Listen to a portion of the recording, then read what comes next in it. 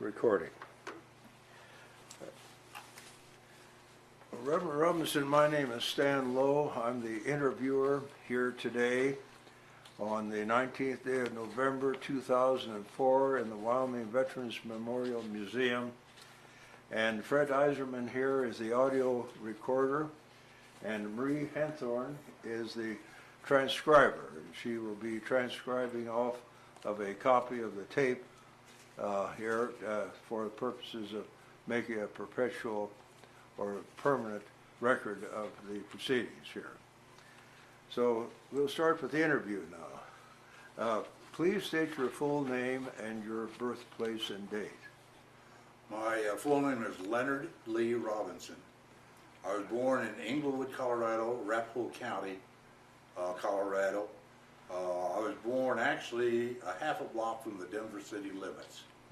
That was in the days that they had a midwife, did most of the deliveries. When was that? That was, pardon me, July the 30th, 1919. And where did you grow up? I grew up until, well, when I was starting school, I started school in Englewood, and when I was in the second grade, we moved out in the northeast part of Denver. And then I grew up in Denver. I went through Stedman School, and then into Smiley Junior High. I graduated then from East High School. That was my education. And then, well, actually, after I finished high school, I went to Colorado School of Mines for a year, ran out of money, transferred up to Colorado University then. All right, and then at what point did you get into the military service? I got into the military service, well, in the summer of 1940, they had a national-wide draft, and it's the only lottery I've ever played, and I won. I was supposed to have been drafted in September, and I decided, well, no need to go back to college. That was when we'd go for a year, little darling, and then I'll be home. I figured I'd get my military service out and then go on back and continue my education. But there were enough volunteers until March the 20th, 1941. Then I received my notice, greetings from the President of the United States of America. You have been selected.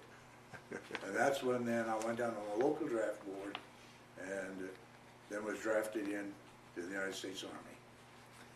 And so what unit were you then attached, or where did you go for your basic training? From Denver, we shipped down to El Paso, Fort Bliss.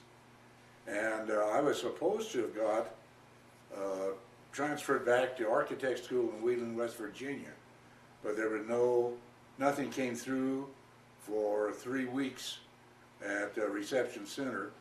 And the New Mexico National Guard, the 200th Coast Artillery, were closing their enlistments at that time. And there were 5 of us that were not from the state of New Mexico, because the general had requested all New Mexico men to be in the 200th Coast Artillery. So 5 of us were not from New Mexico, and later on then, some of the men were discharged because they couldn't speak English and all, and they brought some in from Fort Hood.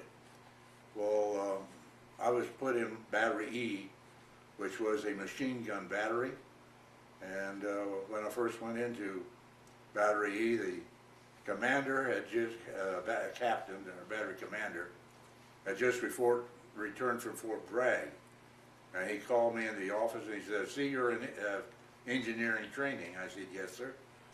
And he said, "Well, I'll tell you what I'm going to do. Here is a book, here's a circular side rule, you figure firing tables for us for our machine guns." I said, "Sir, would you show me what to do?" I'd never seen a circular slide rule up to that time. He said, "You're an engineer, there's a book, there's a slide rule, you figure it out."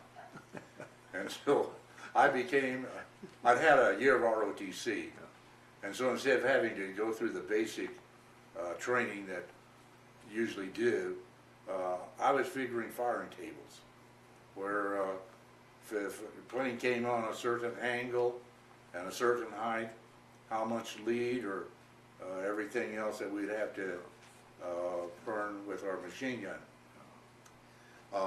We had 3 machine gun platoons. Each platoon had 4 machine guns, and the central control operator guided the fire of all 4 machine guns in his platoon, which would have to put vertical and horizontal leadings in. And that's what my duty was, to figure out how much vertical or horizontal leads that we'd have to give. So after you got that assignment, how long did you do that work? Well, this would have been in April when I went into 200th. And then we took a tour of New Mexico in July, went to the various places where the outfit had come from. My outfit came from Clovis. And while we did not go to Clovis, we did make a tour of the state, and then found out that we were going to go overseas. Out of the 5 anti-aircraft units at Fort Bliss, we had the best firing record. And so we got the privilege to go to the Philippines. Well, my battery clerk, because he called me to help him at times, and he found out that we were going overseas. So when I found that out, I walked in one morning and I said, I want to see the captain. First sergeant said, well, go ahead and talk to him. You talk to him all the time anyway. And then I said, sir, I'd like a 10-day furlough. The first sergeant came unglued. The captain said, you're not the only one that's going to get a furlough, so you go back up to Denver for your furlough. And then when we got back, we went out to Angel Island, and from Angel Island, we caught a ship to the Philippines on September the 6th, and went through Honolulu, and then from Honolulu onto the Philippines, we went in blackout, went up through the San Fernando Straits, and it was around the latter part of September, the 26th of September, if I remember correctly, that we landed in the Philippines. They sent us up to Clark Field, and then at Clark Field, our machine guns were set along the edge of the runways. Our 37s were back a little ways. Our 3-inch guns were back a little further, and then our searchlight was scattered around Clark Field. Now, when you landed in the Philippines, where did you land? We landed at Manila, and then Manila went up to Clark Field. Clark Field, I would estimate around 50 miles probably from north of Manila. I see. Okay. Now, while you were at Clark's Field, what did you do? At Clark Field, we went out, technically we were supposed to turn our equipment over to the Filipino Army, and then my regiment was supposed to come back to the United States. My battalion, 2nd Battalion, was supposed to come back January the 6th, because the National Guardsmen had been drafted, or called in service, latter part of January. We'd been called in service in March, and so our year of the National Guard would have been up in January, so they were supposed to get us back to the States to discharge it. Of course, something happened December the 8th to us that was a little, changed plans a little. Would you want to describe what happened on December the 8th and the subsequent events? Well, while we were out on the field, we got every other day off, in which we used to go in and do laundry and take care of any needs that we have, write letters. And my duty, the morning of December 8th, now you'll notice I'm a day ahead of you. Well, that's all right. It's of course the international date line. Yes. But the morning of December the 8th, I had guard duty from 4 o'clock in the morning until 6, and walking my post in military matter. Then I came in, and I got to holler, rise and shine to the guys and get them up. And the ones that were staying out in the field that day went in for breakfast, and then we were to go in and have the day off as soon as they got back. When they came back, they had the most fantastic story you ever heard. They said, Pearl Harbor's been bombed. We said, oh yeah, you tell us something, wait till tomorrow, we'll have a fantastic story for you. But we went in, and listen, we had one radio in our entire battery. And then we heard that Pearl Harbor went down. Well, we went back out on the field because naturally we were all to stay out of our post. Well, the planes at Clark Field took off, 9:30, 10 o'clock, and went into the air, and about 11:30 they started landing. Well, about 11:30 is when a sergeant came to me and he said, Robinson, you can go in and take a rest up because you're to take 2 men and you're to go in for the noon meal and bring it out to the rest of the men. I said, all right. And so I went in, I laid down, and for the first time in my life that I remember, I went to sleep. And when I went to sleep, I woke up just as the truck was pulling away. The 2 men went ahead without me, and we were watching them as they went down the edge of the runway. And then about that time, we looked into the air, and we saw 2 heavy flights of bombers, 27 to a flight, 54 bombers altogether. We said, oh, look, the Navy's coming over. About that time, those silver bellies are turning black. I wonder why. About that time, the first bombs began to hit. A bomb hit on the left front fender and the right door of the truck that I should have been in, and blew the truck completely to pieces. When Captain Reardon came out, and we told him, we said the 2 men went in for breakfast. He told us then what had happened and killed both of the men instantly. And it's just by the grace of God that I wasn't in that truck, going to sleep for the first time I can ever remember in the daytime. Now, how did that time of the bombing at Clark Field coincide with the bombing that had occurred at Pearl Harbor? We were bombed 8 hours afterwards. And this is where we found out that the Air Force General had the planes take off at 9:30, 10 o'clock in the morning, loaded with bombs to go to Formosa, to bomb Formosa. Formosa was covered over with a fog cloud. We found out later that the Japanese had intended to bomb Pearl Harbor, Clark Field, Singapore, and Hong Kong simultaneously. And so with the fog, the planes could not take off. The Air Force General asked to go to bomb Formosa, and he could not get permission from the head general in the Philippines to go bomb Formosa. I see. So that accounts for why the planes didn't carry out their mission then. That's why they didn't go their mission, why they came back and landed. Yeah. And that's why the Japanese caught practically our entire Air Force on the field at Clark Field. What were the losses experienced by the Army Air Force at that time? The Army Air Force, there were, between the fields, there were just several, I don't know, 3 or 4, something like that, I don't know the exact number, B-20, B-17s. They flew back to Australia. We had a few pursuit planes, as most that I understand at any one time was 6 pursuit planes. To give you an idea of what kind of an Air Force we had, when I was a prisoner of war, the fellow that slept beside me was an airplane mechanic. And one time he fixed an airplane and it doubled our Air Force. This is after the bombing. This was after the bomb. This was back on Bataan. Yeah, yeah. Now, after the bombing at Clark Field there, what happened then? Where did you go? They kept us on the edge of the field for, probably about 3 or 4 days.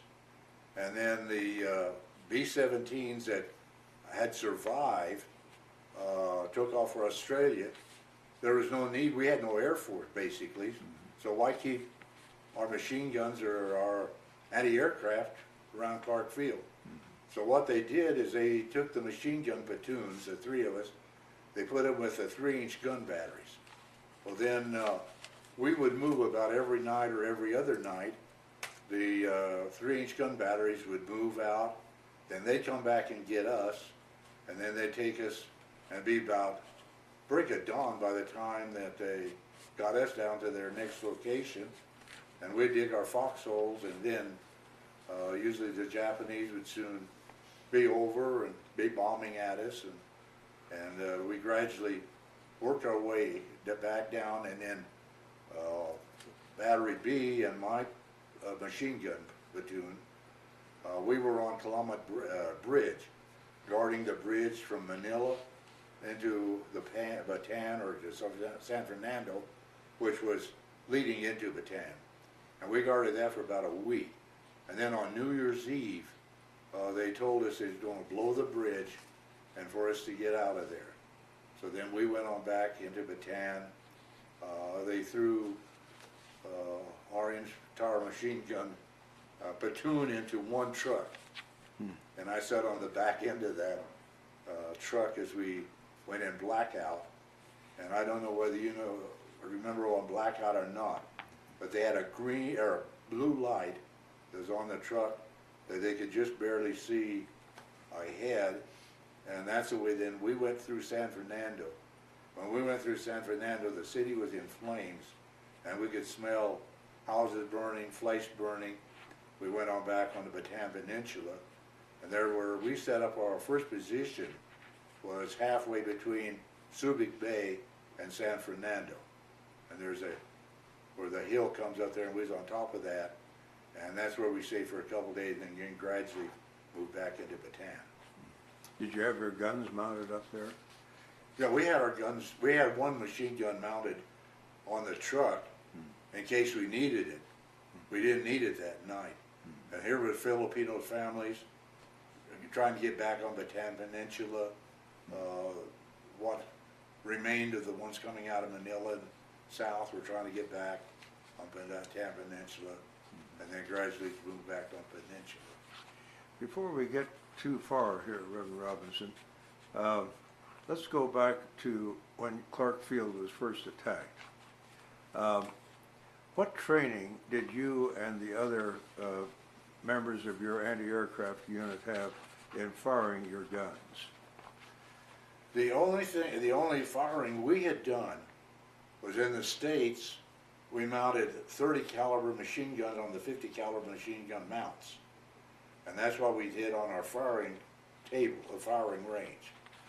Went to the Philippines, we had no practice whatsoever on our 50 caliber machine guns. We had loaded them, and that's about all we knew how to load them. In the States, before we ever went overseas, they'd take us out at night and have every part of the machine gun on a blanket, and we'd have to be able to put it together. And that was so that when we did have war, that we could change the barrels and things like that under all condition. But the first actual rounds that we fired on our 50 caliber machine guns, and on the 37 millimeters, the 3-inch gun batteries, was the day the war broke out. And did the 3-inch gun battery men have any training on those guns before? No actual training, no. What about the ammunition? What was the condition of your ammunition? The ammunition was just 1918 ammunition. The machine guns did pretty good. 3-inch gun batteries, 22% is all the 3-inch gun batteries exploded. The rest of them were duds. And yet they say that in the 4 months that we were in battle, they said that the 200th Coast Artillery shot down more Japanese planes than any other regiment. They claim that we shot down approximately 89 to 90 planes of the Japanese. One time, I saw a shot that was fantastic. There were 3 Japanese planes that were coming in, and as they came in at us, all once they turned to come in this direction, a 3-inch gun exploded right here. We saw the one plane go down, we saw the other one smoking, and all 3 of them were claimed, all 3 of them they spotted went down in that one shot. That made up for the only 22% of the ammunition exploding. Only 22%. But it was good that that one exploded. Yeah, that's right. Okay, now returning to your going over to Bataan, I take it that was the retreat that General MacArthur ordered all the troops over to Bataan. Is that the time? Yeah, that was right. All the troops were ordered over to Bataan. Yeah. To give you another idea, when we left Clark Field, they blew the field. We had a lieutenant that commandeered a truck and went back and got ammunition. And so when he got ammunition, he brought it back to us, and he said, when we get back on Bataan, they will be asking you how much ammunition you have. He said, you tell them what you're supposed to have, but don't you tell them about these that I've stole. So when we got back, we on Bataan and be firing, and we'd fire rounds. And one of my duties back on Bataan, I did scouting duty, and I was up. I had to identify every plane that came over, and then I had charge of the ammunition. And we'd fire maybe 300 rounds of ammunition or more. And the lieutenant would tell me, he said, Robinson, report 50 rounds fired, and the others will come off of our illegal ammunition. And then one time, we had some Japanese planes come right down on top of us, and when the lieutenant sent in his report, they said, how many rounds did you fire? And he said, oh, something like 60 rounds. They said, oh, save your ammunition, don't fire it. And the lieutenant was a little disgusted. He said, sir, how close should I let them get before we start firing? One of the men held up a match and lit it on the wing of the plane. How much closer should we let them get? The telephone went dead at that time. But those were some of the interesting, some of the funny things. Yeah. Okay, so now, when you got to Bataan, did you take along food and other supplies adequate to take care of your troops? When we went back on Bataan, they cut our rations in half. The 1st of February, they cut them in half again, was the 4th ration. When we went on Bataan, after a couple of weeks of moving about every night or two, we sat in a semi-permanent position. In that semi-permanent position, I made friends with the banana plantation owner. And so the banana plantation owner would sell me bananas for ½ cent a piece. And then I'd sell them into my outfit for the same price that I bought them for. And so with the 4th rations, along with what I got on bananas, and then also this Filipino, he showed me what foods we could eat, what would be poisonous to us, and things like that. And so there's where, even though he's on 4th ration, my platoon was probably in about as good a shape as any of the ones on Bataan, thanks to this Filipino plantation owner. Now, what was your rank at that time? My rank, I had what was called in a first third. Being in a National Guard outfit, all the ranks were filled. But there was a rank, and this was my specialty rating. It was a 1st class private with a 3rd class specialty rate. It was equivalent to a sergeant. I see. And that's where when the war ended, they raised us one rank, and they raised me to a staff sergeant. I see. And but that's where with me, that's where I had to identify every plane as these come in, what kind they were, and so on. Yeah. Of course, I didn't tell them very often that there was any American planes. Now, as the time went along, tell us about the Japanese attacks on your forces there and how you responded. You mean while we was right back on Bataan? On Bataan. That yeah. during the day, the Japanese would come over and be bombing our position. They would always come in on the sun when they were diving in, so that way you'd be looking directly into the sun as you'd see them. And this is where they'd be firing. They dropped personnel bombs. We were stationed just above Bataan Field, probably a quarter of a mile above Bataan Field, which was the main airfield that we had, in which we'd have 1, 2, 3 planes, something like that, very few. But then whenever our planes took off, as soon as they came back and landed, we could expect some Japanese arriving. And on the telephone, they had code. And on the code I picked up, Red Sails in the Sunset was a song. And whenever they said Red Sails in the Sunset over the code, I said, prepare for the Japanese. They were leaving Clark Field to come down to hit Bataan again. And so the peninsula of Bataan is a very small peninsula. But the Japanese, in order to keep us on our toes, every night about sunset, they'd send Photo Joe down. And then he'd fly around for a couple hours and drop a couple bombs. And there'd be another Photo Joe, and they'd trying to keep us awake all night long. Now, you... Did they succeed? Well, for a while they succeeded, and then we were just too tired. In fact, give you an idea how tired we was, when we set up our position in Batana Plantation, the morning that we were setting our position, we got there just about daylight, and when we was digging my foxhole, I noticed this branch would come down. It was about 9 inches from my face. And I'd go back with my shovelful, and it'd say about 9 inches from my face. It kept that up, and after about a half a dozen times, my mind began to say, something's wrong. And I stepped back, and here was a viper. And so I stepped aside.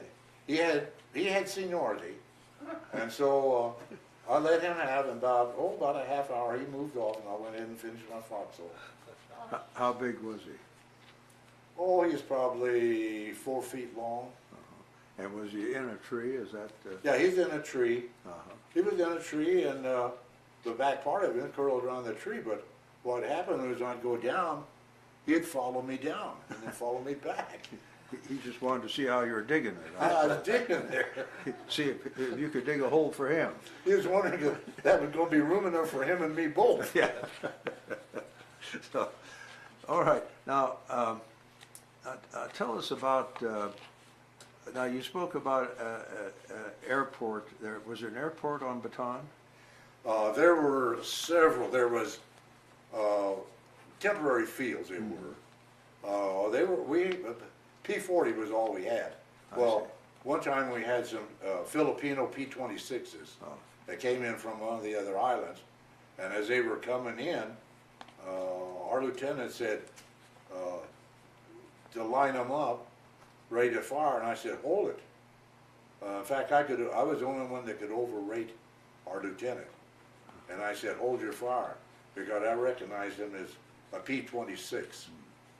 But other than that, P-40s was all we had, and so they would have they had a narrow field or small field at Bataan, or Bataan Field. They had another one up at Cabin, and they had another one down at Marvelas, and that's where most of them was at what we call Bataan Field.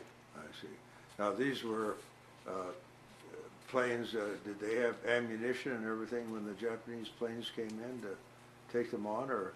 Well, they had a little ammunition. You know, like I was telling you, one time they fixed an airplane at Double Air Force. Yeah.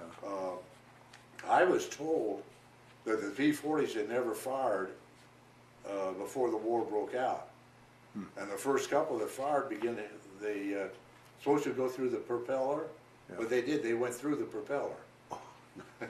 And after they shot off a couple of propellers, then they began to synchronize them so that they were timed not to go through the propeller, but between the strokes. So this is some more preparedness for war that the Army, Air Force, and Army generally had done. We were so unprepared, it's pathetic. Yeah.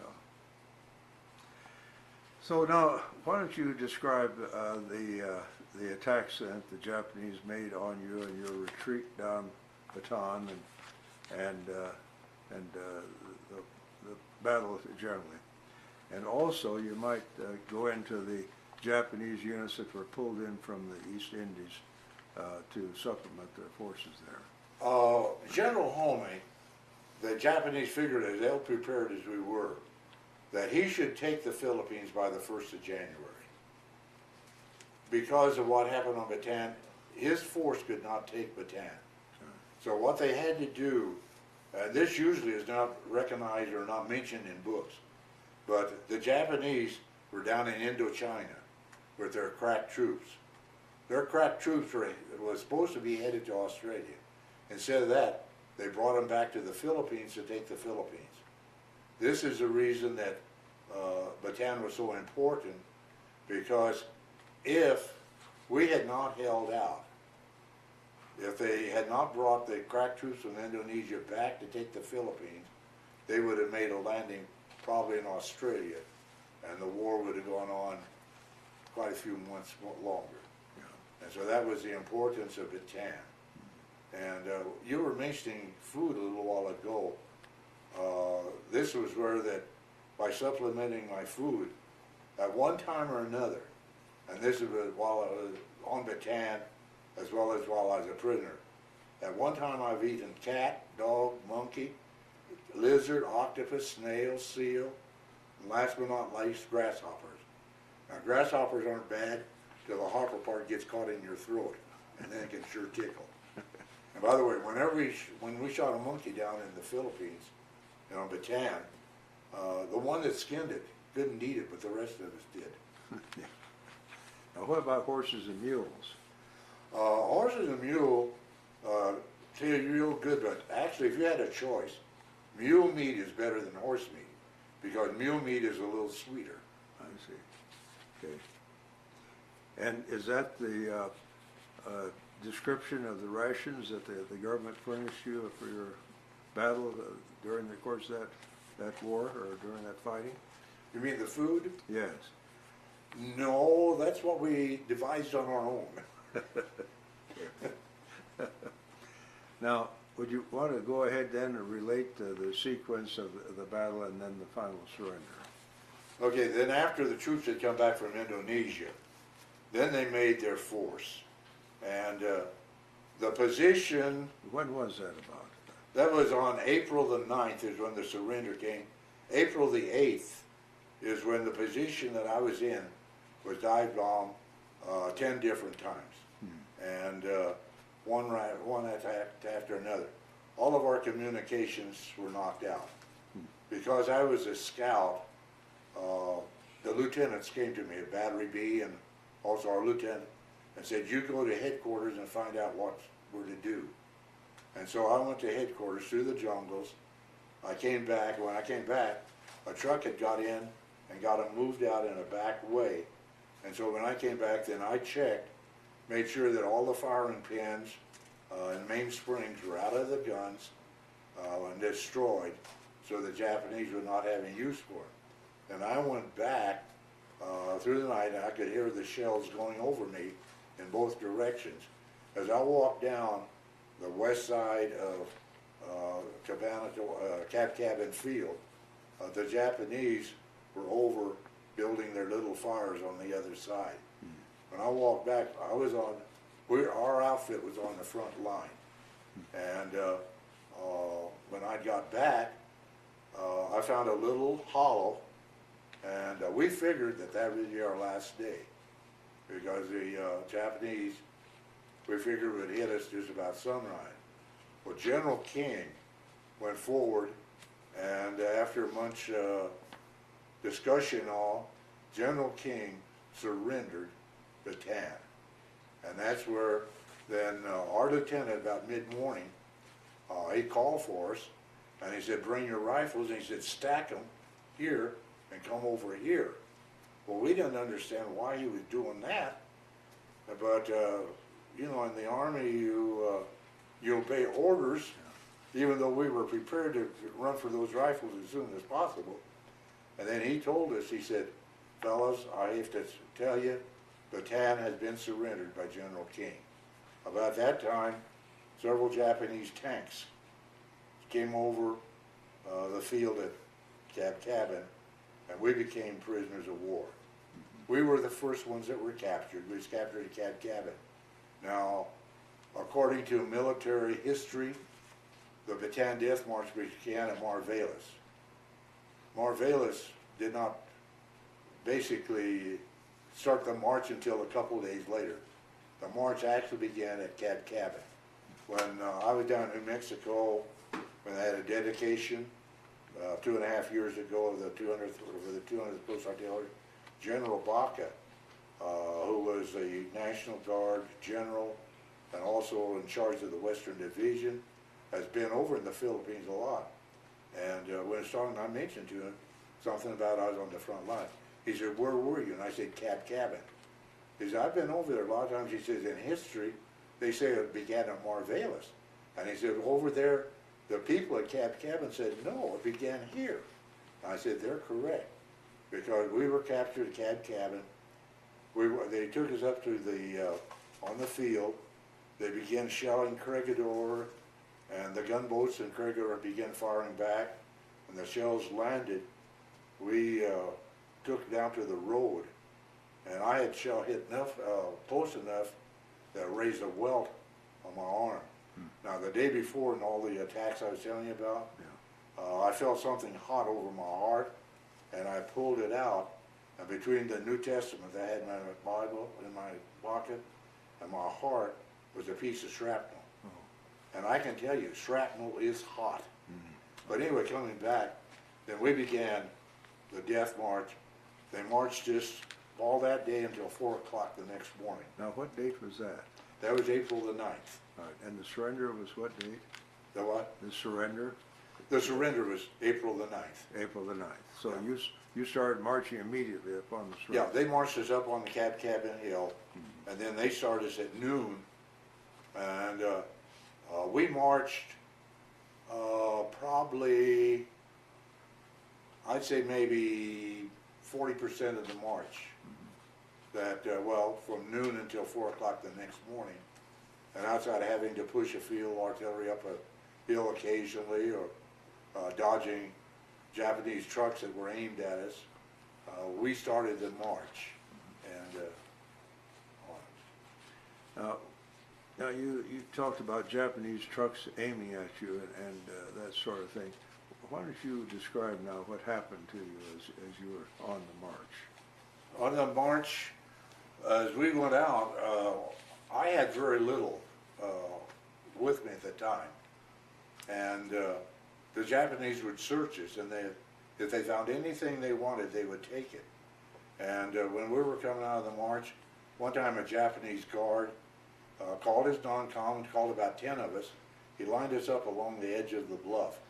And if any of you have hunted over around Jackson, you know where the saddle is over around Jackson, where there's a steep cliff, probably, 12, 15 feet, and then it slopes off. He marched us along the side of something that was very similar to that. And he had his soldiers, one to each of us. They took their rifles, they threw a shell in the chamber. They had their rifles up on their shoulder, and I'd made up my mind, if I heard the first crack of a rifle, I was falling over that bluff and into the jungle. But just at that time, a Japanese officer stepped out. I don't know what he said, but he yelled at them, and they took the rifles off their shoulder, and he told us, he said, get on down the road. We did not ask for a second opinion. We went ahead, and that's where they would search us. One time as we were going down, I was in a stretch that I was the only one in that little stretch. It was kind of a curve, and there was a Japanese that searched me. And when he searched me, he found my New Testament. He slammed it down on the ground. I reached over, picked it up, dusted it off, stuck it back in my pocket, I looked at him and he looked at me. He looked up and down the road and there was no other Japanese around. He turned and started walking on down the road, and I turned and began to tremble. Many a man lost his life for less than that.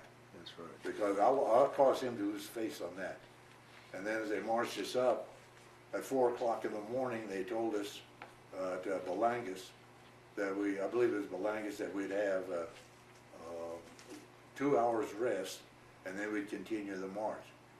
As we continued the march, the 6 o'clock, but I put on a brand new pair of shoes. Raised in this country, and my dad a hunter, and I gone with him. And the last thing he told me was, ever go on a march, don't ever put on a brand new pair of shoes.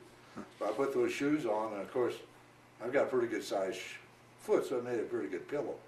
But he got kicked out from under me. When I went up to the gate, they closed the gate on the last 13 of us.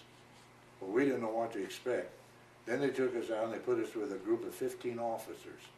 And then they would search us, they would question us. And with enlisted men don't know anything. And so he would ask, and I'd say my number is 380-7642. And he'd look at me and he says, well, you're in that New Mexico outfit. And by our serial numbers, he knew basically what outfits we were. They had a better G2 system than you can imagine. And they knew what the various ones did and all. Well, after we get it, he'd question the officers. Then they would take us out with a group of men that were marching, and they'd give us a sun treatment. The sun treatment was get down on the ground, on our knees, with a rigid Japanese attention, with take off any helmet or any hat, and directly into the sun, and then make us in that rigid position for about 2 hours. And if we would relax or anything, then they had a vitamin stick that they would hit us with. A vitamin stick, by the way, is, well, it's about the same as this here cane made out of wood, and it hurts just about like that. Hold that up a little bit. Oh. Yeah. This is a metal cane, but what they had was a stick about that size, and they would hit us with that vitamin stick. And then we would march to the next place where they could stay overnight. Then the next day was the same. And then on the 12th of April, 1942, we went into San Fernando. At San Fernando, they put us in a stadium that they use for rooster fighting. And one of our lieutenants traded a Japanese, one of American coin for a Japanese coin. Then that next day, on the 13th, they put us on trains, narrow gauge trains, boxcars, 100 men to a boxcar. We were crammed so tight that men would faint and could not fall down. And we finally talked them into opening the door just a little bit so we'd get some fresh air. And then they took us up to, and I was trying to think of the name of the town now. Cabana. No, well, it's up where we got off to go to Camp O'Donnell. And from Camp O'Donnell, we marched out probably about 6 kilometers. And at Camp O'Donnell, I arrived there the 13th of April. And it was an old Filipino camp, couple barracks. We had 2 little barracks for the 200th Coast Artillery that made the march, and we moved out actually into the light because of men that were sick. It is estimated, and these are just estimates, that about 10,000 men were captured on Bataan. Approximately 1,000 made it to Corregidor. The Japanese took about 1,000 to use on details. About 1,000 were killed on the march, and about 7,000 made it into Camp O'Donnell. This is where the longest 6 weeks of my life was at Camp O'Donnell. We were at Camp O'Donnell for 6 weeks. Over 1,700 men died in 6 weeks. In other words, about a fourth of the ones that made at the march died at O'Donnell. Then the 1st of June, they took us over to Cabana Tawan. Cabana Tawan is where the men captured on Corregidor. They brought them to Manila and then up to Cabana Tawan. Conditions at Cabana Tawan were better. We had some engineers from Baguio. They were able to arrange some drainage ditches, and then that's where we left Cabana Tawan. Yeah. Now tell us about the food and water conditions that you had on the march.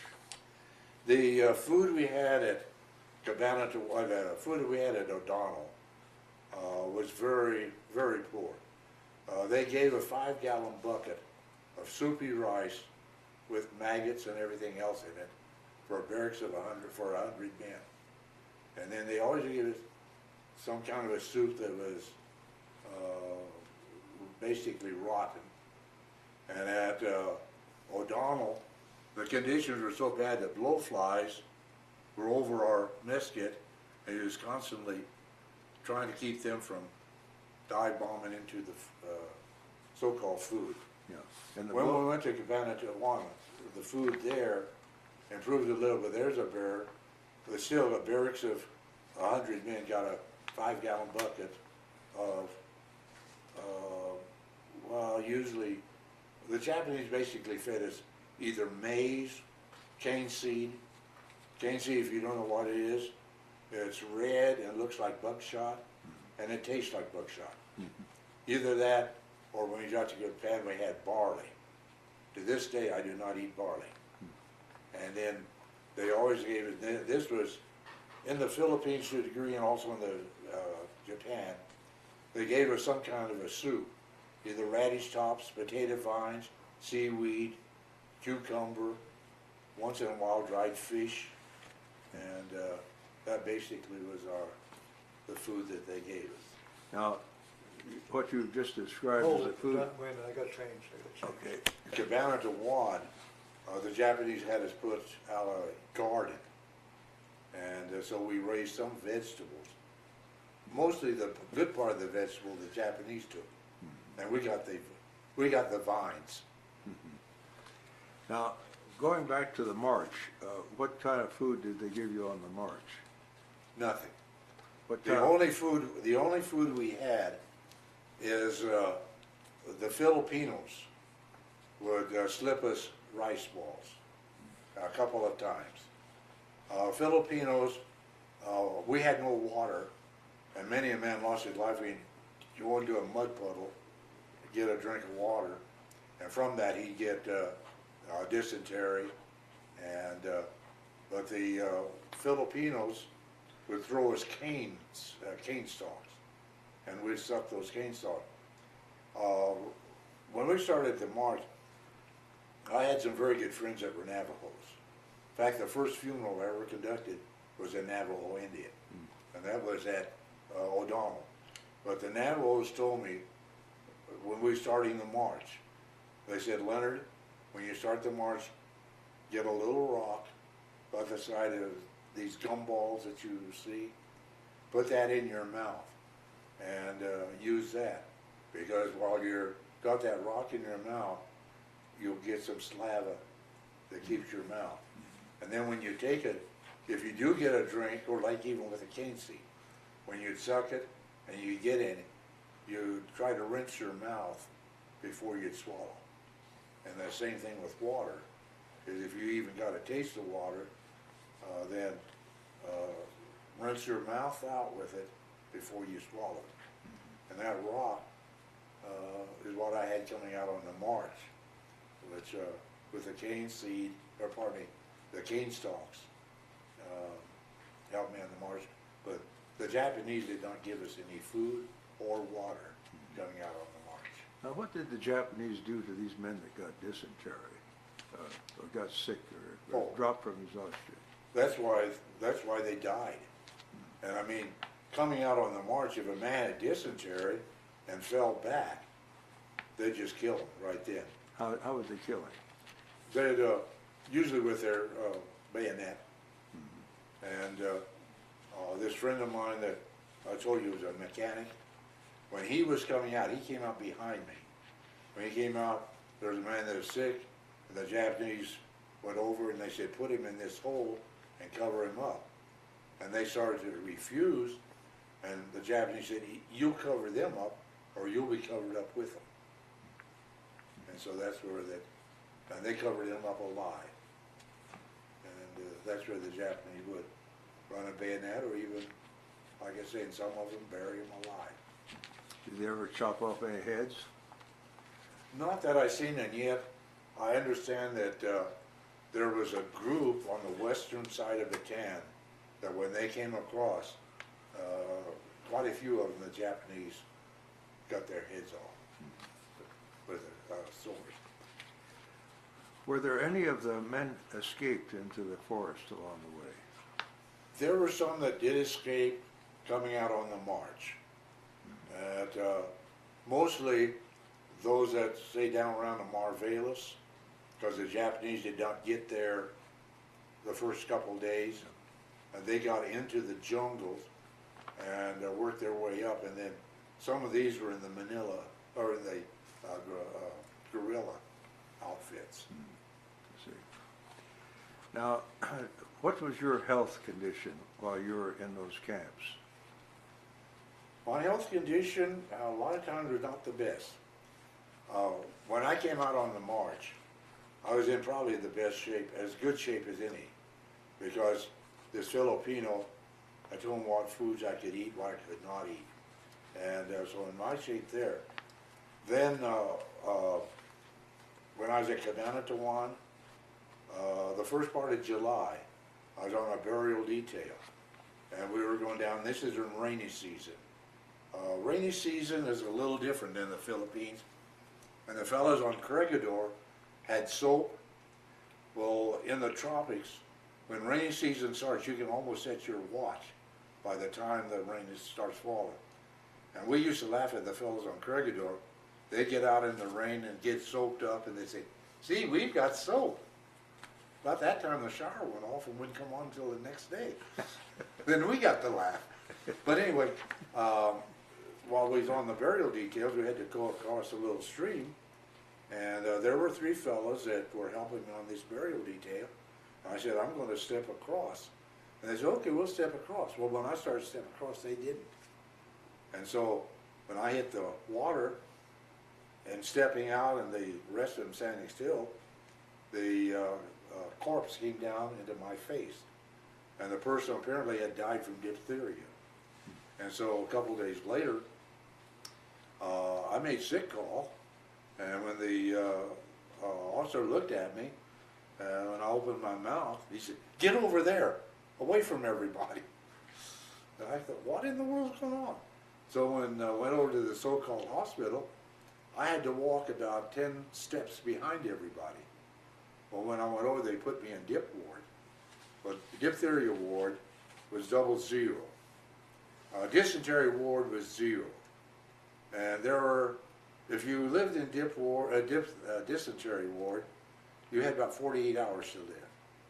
If you went in dip ward, you had about 24 hours to live. And dip ward, out of about 150 men that had diphtheria, 5 of us walked out. And then the lieutenant, or pardon me, the doctor, he told us, he said, now, you're not going to go back because after diphtheria, you're going to have the diphthetic paralysis. And all of us had them only, I seem to have them worse than anyone else. My hands would be so paralyzed that I could not hold anything. My feet were so paralyzed that I could not walk across a drainage ditch that was about a foot to 15 inches wide. I'd have to go up to a 2 by Scantlin and walk across the drainage ditch. Then I had paralysis in my throat, in which my throat closed up completely for 3 days, that every bite of food or water I took came right back out my nose. Then I had a heart attack caused from diphthetic paralysis. With that heart attack from diphthetic paralysis, I laid in a coma for 17 days. When the fellow that sat beside me would go over and get my food, and he said that even in the coma, that I would try to eat. And then I came out of that coma after about 17 days. And when I came out of it, that's the least I ever weighed. When I got strength enough to go weigh myself, I weighed 102 pounds. At one time, I probably weighed about 95, 96 pounds. And then at one time or another, now that was my start. At one time or another, I've had diphtheria, diphthetic paralysis, malaria with 107.5 temperature, brain damage at 105, so don't blame me on that. But scurvy, pellagra, yellow jaundice, I mentioned diphtheria, diphthetic paralysis, pneumonia, cellulitis, bone infection, dengue fever, wet beriberi, dry beriberi. Those that I can think of just off the Malaria? top of my head. Yeah, I had malaria, 107.5 temperature with malaria. In fact, with malaria, they was afraid I was going to die in the barracks, and so they carried me out and put me under the barracks so I wouldn't die inside. Then tell us about the medical facilities that the Japanese had to take care of you during these illnesses. Medical facilities, once again, at O'Donnell was nothing. When it came to Cabanatuan with diphtheria, we had no antitoxin, no medicine whatsoever for diphtheria. When I had malaria, the doctor that I had, he got a hold of about 6 malaria pills, quinine pills. And he came up and he told me, he said, "Leonard, I've got these pills for you. We hope you'll break your fever." It was enough. It broke my chills and fever. When I had dengue fever, there was nothing for it. Scurvy, pellagra, there's nothing for it. When I was in Japan, when I had pneumonia, there's nothing for that. When I had the cellulitis and the bone infection, we had a Dr. Kagi.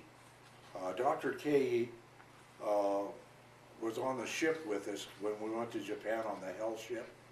We had a man that took sick with appendicitis, and in that crowded condition, we had a space down in the hold of the ship, about 10 feet wide and 10 feet long, 2 decks, and 25 of us had to be in that space. But when we slept at night, our feet would be over on the other person for an hour, and then their feet on us for an hour. And in that crowded condition, Dr. Kagi performed appendicitis operation. We came into Formosa. Dr. Kagi said, "Do you have any, will you take this man off to operate on him?" They said, "Can you operate?" And he said, "Yes." They gave him 2 little small cans of ether. He came down and he borrowed some GI spoons from us, bent the handles back, and while we watched him in their crowded condition, we watched him take a razor blade that he'd carried for a year and a half, thread that he'd carried for a year and a half, and we watched him cut the man open, use those spoons with the handles bent back to keep his incision open, went there and took the appendix out of the man, sewed him up with thread that he'd carried for a year and a half. When we got to Japan, the Japanese took Dr. Kagi to Tokyo and sent the rest of us at Niigata. He was at Niigata 2 days. He came up to Niigata and he went to the steel plant, the Shintets, which is steel, and they said, "We didn't send for you." And so then they sent him over to our camp, which was Marutsu and Ringo, and they said, "Well, we didn't send for you."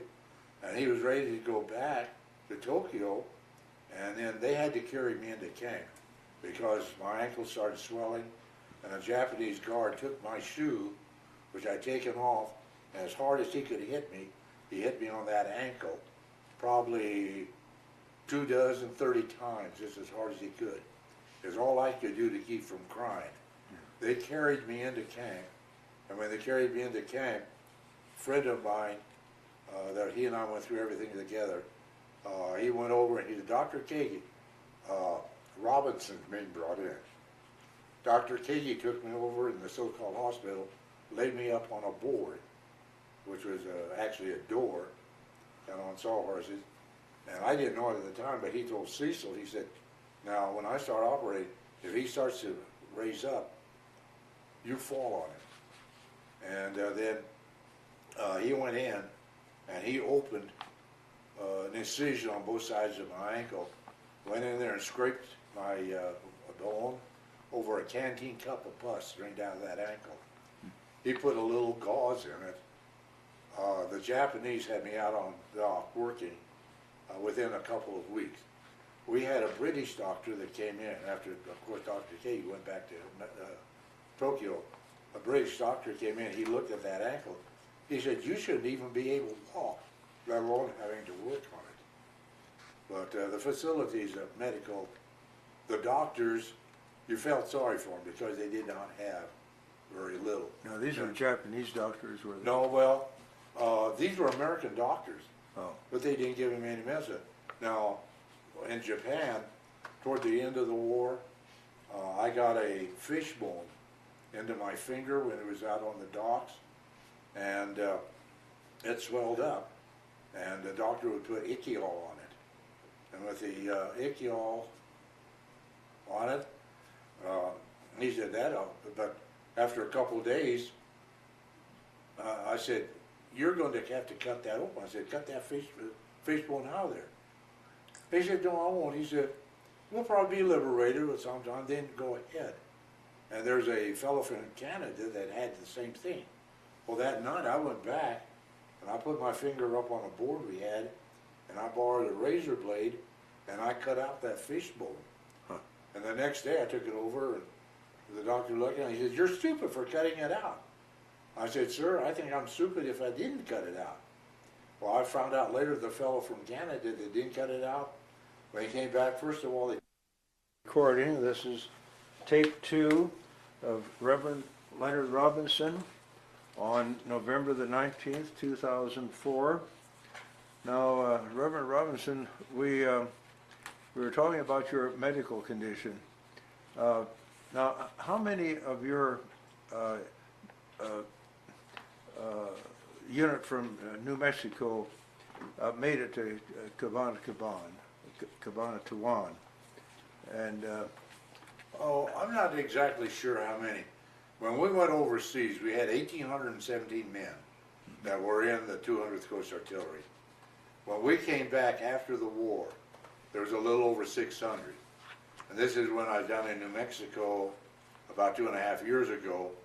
There were 68, I think it was, well, there's 69, and one man died the night before they had the dedication. And I've read the obituaries of several that was out of the 200. I imagine today there are no more than 50 at the most that's still alive out of that 817. Now, so, how many, when we went to O'Donnell, they kept us in our units. When we went to Cabanatuan, they mixed us up and down, all different barracks with ones from all other outfits. I see. And so we were not with our outfit. Now, this is where they started sending details to Japan, but because of my my health-wise, I did not. I was in a so-called hospital, and until then, finally, when I went back to duty side, and then when I went back to duty side, this detail was coming up to Japan. And so this friend of mine, I mentioned Cecil Uzzle, he volunteered for it. And he came to me and he said, Leonard, why don't you volunteer for it? I said, I don't volunteer for anything. But I got drafted on that, and I was sent up there on the detail. Now, excuse me just for a minute now. How long were you detained because of your health condition? The detail then I was in was in September of 1943, and then we arrived in Japan the first part of October, I think October the 3rd, if I remember correctly, okay, when we landed in Japan. Now, would you describe that ship ride from the Philippines to Japan? We went down and the Japanese put us on There were 300 of us that were put in the front hold of the ship, 500 in the back hold.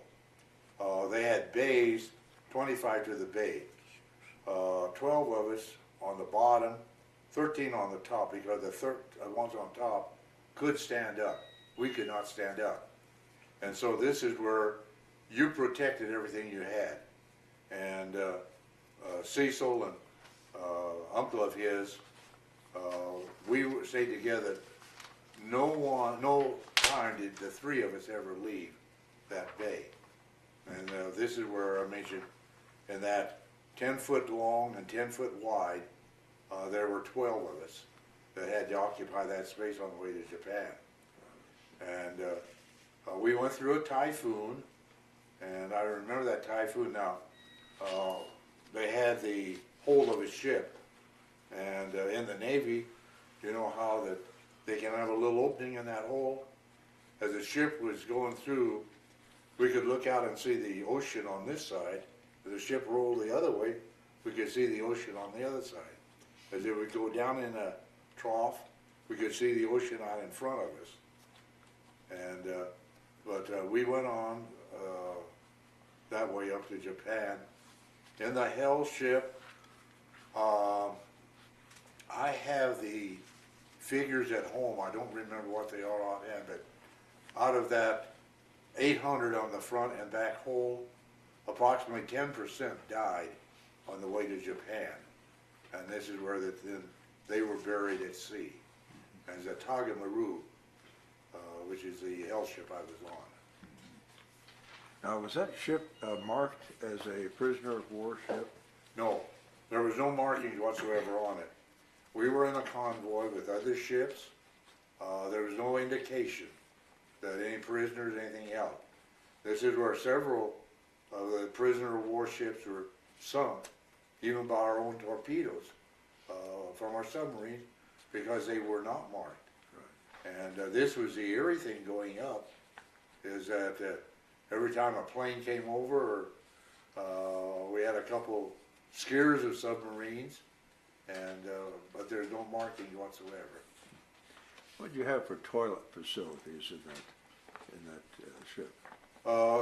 They had a 5-gallon bucket that they would pull up by a rope and then dump it overboard, in which the odors were not the most pleasant. Okay. Okay, so Niigata was the place that you ended up? The place I ended up, when we went up, we stopped at Formosa, or Taiwan as it's called now. And we were there just basically overnight, and while Dr. Kagi performed the surgery. And by the way, the man that he performed it was our medical man when we got to Japan, because he was a corpsman in the medical force. And then we went on and we landed at Moji City. At Moji City, then we went on up, and when we got to Osaka, we were in the train station, and all at once the Japanese got excited and yelled at us to turn the other direction. Well, when we turned the other direction, we found out later that a cousin of the emperor was in a ship about 5 miles out going past Osaka, and they didn't want any of us POWs to have any chance of seeing him. I don't know whether we would bring disrespect upon them or what. And then they took us by train up to Niigata. Niigata was the last open port in Japan, and we get foodstuff from Korea, along with iron and so forth. And when we got to Niigata, they divided us into 3 different details. One worked down at Shintitz, which was a foundry, steel foundry. One worked out at Rinko, which was a coal yard. I was on a detail of 50 men that were sent to Marutsu, in which we worked down on the docks. Now, what side of Japan was Niigata located on, the east or west side? Oh, it's on the west side. It's right across from Sato Island. It's up in the northwestern part of Honshu Island. The main It's island. about probably, I would estimate 150 miles maybe north of Tokyo. Remember the Olympics a couple years ago? We were about probably 50 miles north of where that was. That gives you an idea of what their snow was. So it was a little cold in the winter, was it? It was cold in the winter, and the Japanese gave us these straw overcoats, and they'd taken some winter clothes from the Canadians, which helped us.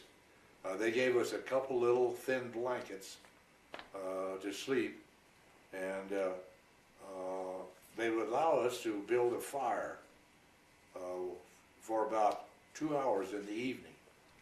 And that fire is what we really enjoyed, because the men from the coal yard would smuggle coal in, and then they would trade it from some of the men out on the docks that were able to get some food, and we'd have a fire in there for a little longer than that. And not only that, but that's where out on the docks, we worked, like I mentioned, basically on pig iron, and I had to average 15 ton of pig iron per man per day. And warehouses, sometimes we'd have to carry through the warehouse, and you know, if there was an apple there or something like that, if it attacks you, you're going to have to defend yourself and carry it into camp, you know, so if you eat at camp. And then when the Japanese started bringing beans from Korea, for the first year our work was entirely pig iron. The second year we'd work, probably 3/4 of the time on pig iron, and then we'd work some on soybean, and when we had soybeans we'd smuggle them back into camp, and then we'd put our muskets under the fire, and sometimes the Japanese would come in, they'd pour all the water out of the canteen, and they'd shake their heads and they couldn't figure it out. And I don't know, some people like to celebrate birthdays, but the second year that we was in Japan on Christmas, this one friend of mine and we decided we'd have a birthday cake. And one day he was working close to flour, and so it attacked him, so he brought a little flour into camp. And then one day he was working on apples, and a box broke open. And I was working on pig iron, and he'd hollered at me. The next time I come by, had the back door, that pig iron door open, and I did, and he threw me a couple apples that, you know, happened to slip out of that box. And he threw them to me, and I got the door shut. A Japanese guard came around and saw that the box was open and searched him and couldn't find any apples, but I got into camp with him. And then one day we was working down close to a little sugar, and we got a little sugar, and I got a little bit of cinnamon. And when it came to that time that we took the apple and mixed it up and put the sugar on it and made us a pie filling and put it in that canteen or in the mesquite and put it under the fire, and the Japanese guard came in. Boy, well, you know, apple pie smells, and he would smell it, and he went over and canteen on the top of the furnace oven, and he poured all the water out and shook his head. He couldn't find where that smell was coming from. And after he left, we pulled it out, and we had apple pie for a dessert. But anyway, we like to celebrate our birthdays and Christmas, and it was interesting ways that sometimes we got the extra celebration. But I think I've got ahead of the story a little here. But mentioning where we went to Niagara and what we did there is slave labor. And like I say, we had to stay out until we got that 15 ton, or what they figured we should have. Now, later on, we found out that if, you know, the Japanese, they were bringing the pig iron in carts, and they throw it on the ground, and we'd have to pick it up from the ground and there was a lady Japanese that had one of those carts, and so we grabbed her ox one day and pulled it up to the car that we was filling, and she started complaining, but we got up there and threw the pig iron into the car and turned it back to her, and she looked at us, and she'd bring her pig iron to us all the time. And then the other coolies began to bring their pig iron to us, because that way we got our 15-ton in faster, and they got more loads of pig iron. And then when we worked on beans, to give you an idea of how the Japanese looked at women, I learned my numbers in Japanese, though that I could think numbers in Japanese. And you've been down to Boy State with me. A lot of times at Boy State, I'll ask the boys, how many even can count from 1 to 10? And all the boys will raise their hand. I said, all right, you help me. Okay, let's start counting 1 to 10. Ichi, ni, san, shi, go, roku, shichi, hachi, guju. Well, you didn't help me. But this one guard took a liking to me. And sometimes he'd pull me off from a hard detail to an easy detail. One day he told me to go down and help the coolies load beans. And these were 90-kilo bags of beans, 198 pounds. And when we didn't have to pig iron, these beans are what we had to carry into cars. And when I went down, there were 2 Japanese men, coolies, that were loading the soybeans on these Japanese coolie women, 90-kilo bags. When I got down there, he looked at me, and the coolie foreman said, "Do you have your hooks?" in Japanese. I said, "Yes." He said, "Get up in the car and stack." I said, "Huh?" He said, "Do you have your hook?" I said, "Yes." You get up in the car and stack. Here I was, a POW, which was the lowest of the low. And what I did is I got up in the boxcar, as these coolie women would bring these 90-kilo bags of beans. I'd point where I wanted them to drop the bags of beans. Then the last couple of bags, I would help them and would push them up. I'd pull the door shut, and then I'd write in Japanese the number of bags of beans that was in that boxcar. And that was what the Japanese actually saw of women before and during the war. Now, tell us about how you slept there in camp during those cold nights there in the wintertime. Well, the Japanese issued us 2 thin blankets. And so what we did, in order to have any warmth, we would sleep with our clothes on, and we'd get next, 2 of us would get next to each other, and we would share the 4 blankets, which seemed to have about as much warmth as maybe one of our blankets. And that's how we slept at night. What was the food like that they fed you there? The food, I mentioned, basically either maize or barley. And I was talking to a Japanese lady, and I said something about, they were saying, oh, they had poor rations when she was in Japan during the war. And I told her what I had, and she said, that's chicken feed. It's either chicken feed or POW feed. But that was the maize, and then barley. And we either had carrot tops, potato vine, seaweed, cucumber, various soups that way. Once in a great while, we get dried fish. And then later on, the Japanese would give us maybe a half a dozen grasshoppers. And that's when we would eat the grasshopper. And like I say, the hopper part in your throat gets very ticklish. Now, where did the pig iron and the grain that you talked about, where did that come from on the ships that you unloaded? Well, the pig iron originally came from the United States.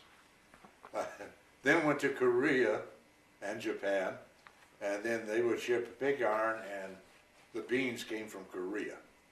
And then they'd come in, they'd unload the ship, And there was one thing I could never quite understand, but one day we saw a ship coming in that had the gas submarine, and it was a ship that was a pig iron ship, and as they came into the docks at Niagara, it hit a water mine, sea mine, and blew up.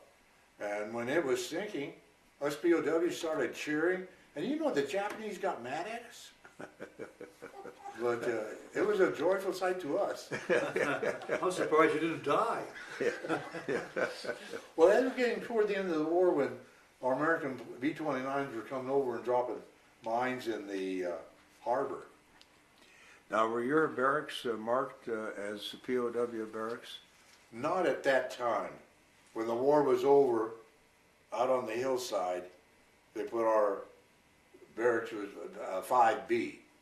But that is so the American planes could start dropping food to us. And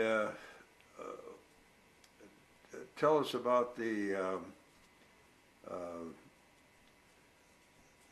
did you carry some of these 92 kilo bags yourself? Oh yeah, I've carried them. At one time now, when I went to Japan, I weighed about 130 pounds.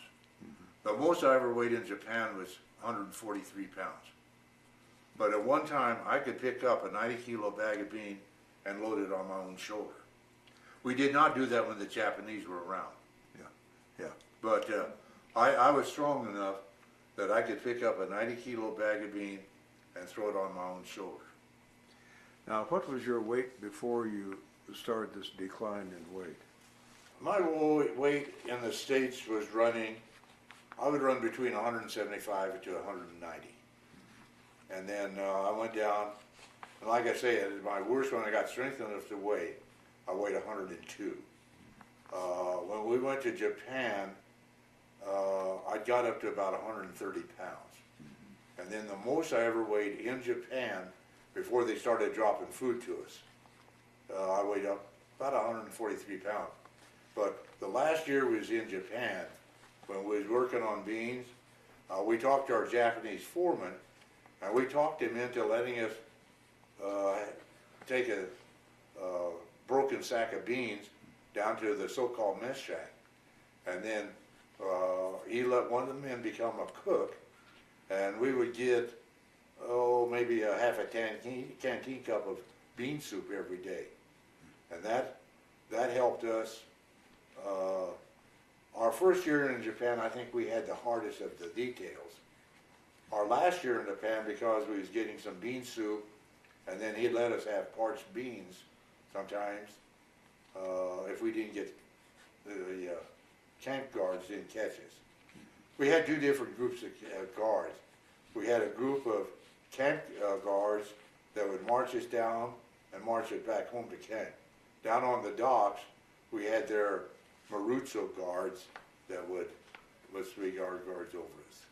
Now, were those guards mostly old men, or were they regular soldiers? Most of them middle age. Some of them were ones that had been wounded in the war.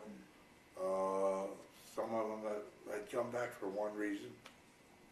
Probably disqualified for one reason or another. This was where we never knew from one minute to the next how our guard was going to treat us. They could be treating us real good, and the next minute start slapping us around. And this is where that a couple of years ago I had to have a total knee replacement. And Dr. Barassa said, "When did you break that kneecap?" And I said, "I didn't know I broke it." And he said, "Yeah, it's a real old injury. And the only thing I can figure out is one of the beatings I got is they broke that kneecap, and then when arthritis set in, then started bothering." How often were you beat? Well, it's hard to say. You didn't keep... Whenever we did something they didn't like.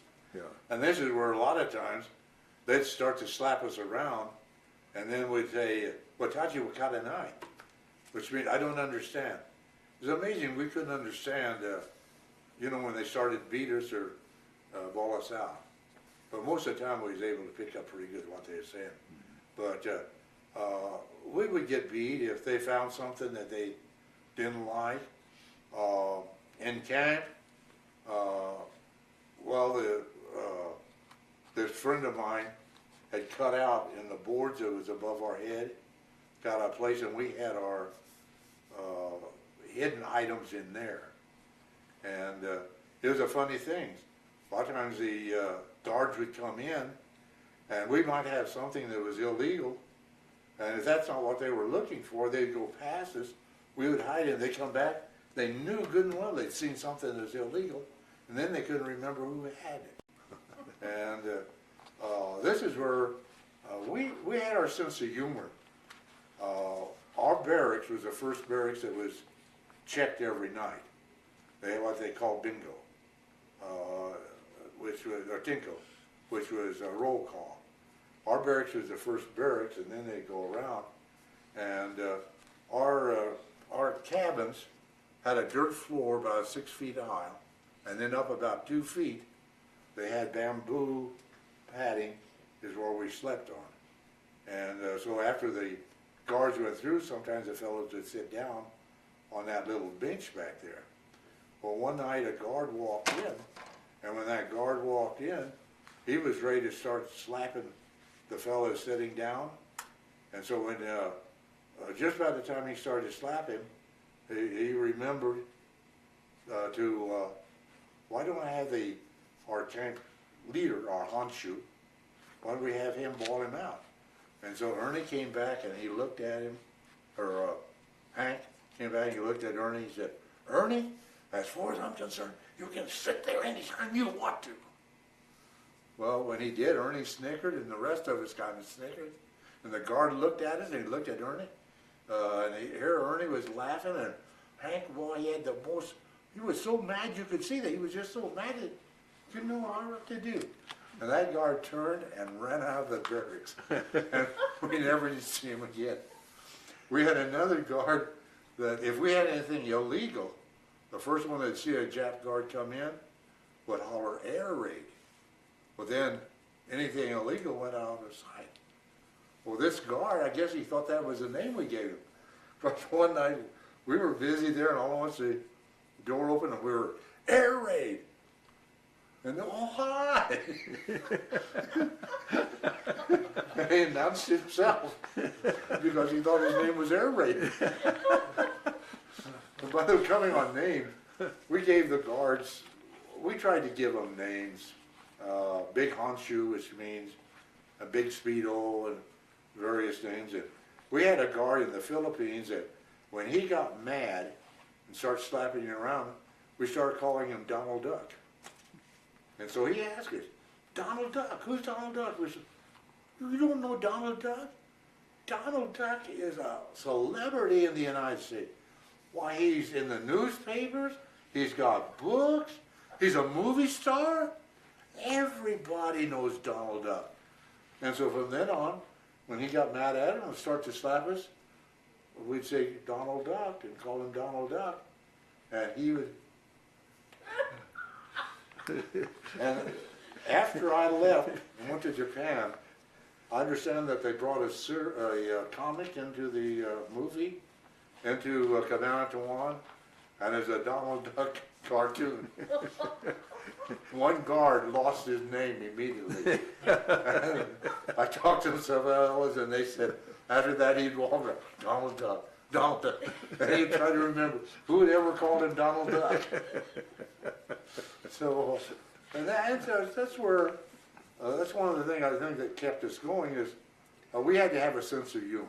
Oh, yeah. And we would laugh at the things that normally you wouldn't laugh at. Yeah.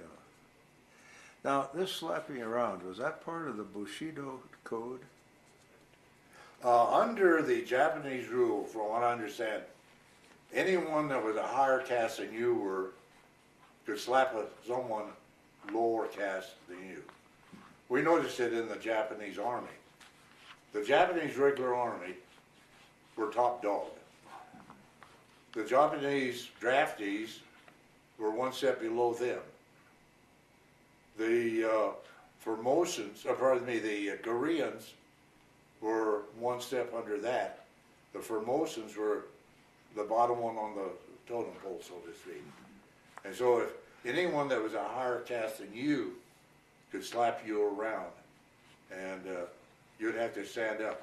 When the war was over, a Japanese guard that we had, who had been a prisoner of the Chinese. Now the Chinese took off a joint a day, off of their fingers or off of their toes. This Japanese guard had lost about half of his fingers, and he knew that the Japanese forces were about 10 miles away. He made his escape, got back to the forces, and he was in the group that was our last Japanese guard. And when the emperor made his speech, our tank commander, who by the way was a Phi Beta Gamma Delta, or Phi Beta graduate, University of California, did not tell us the war was over.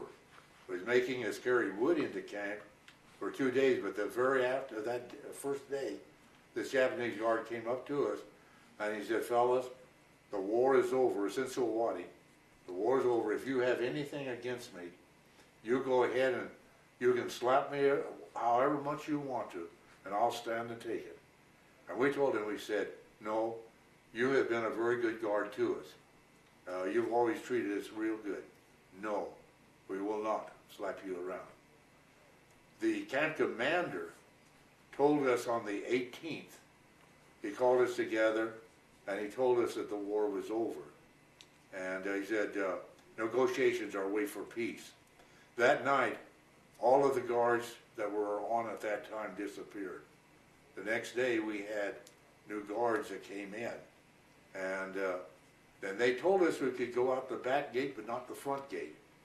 So we all left out the back gate and went down around, down into Niagara, New Terry, which is a suburb of Niagara, and walked around town and did that. And then, of course, then they started dropping food to us probably, maybe 3 or 4 days later.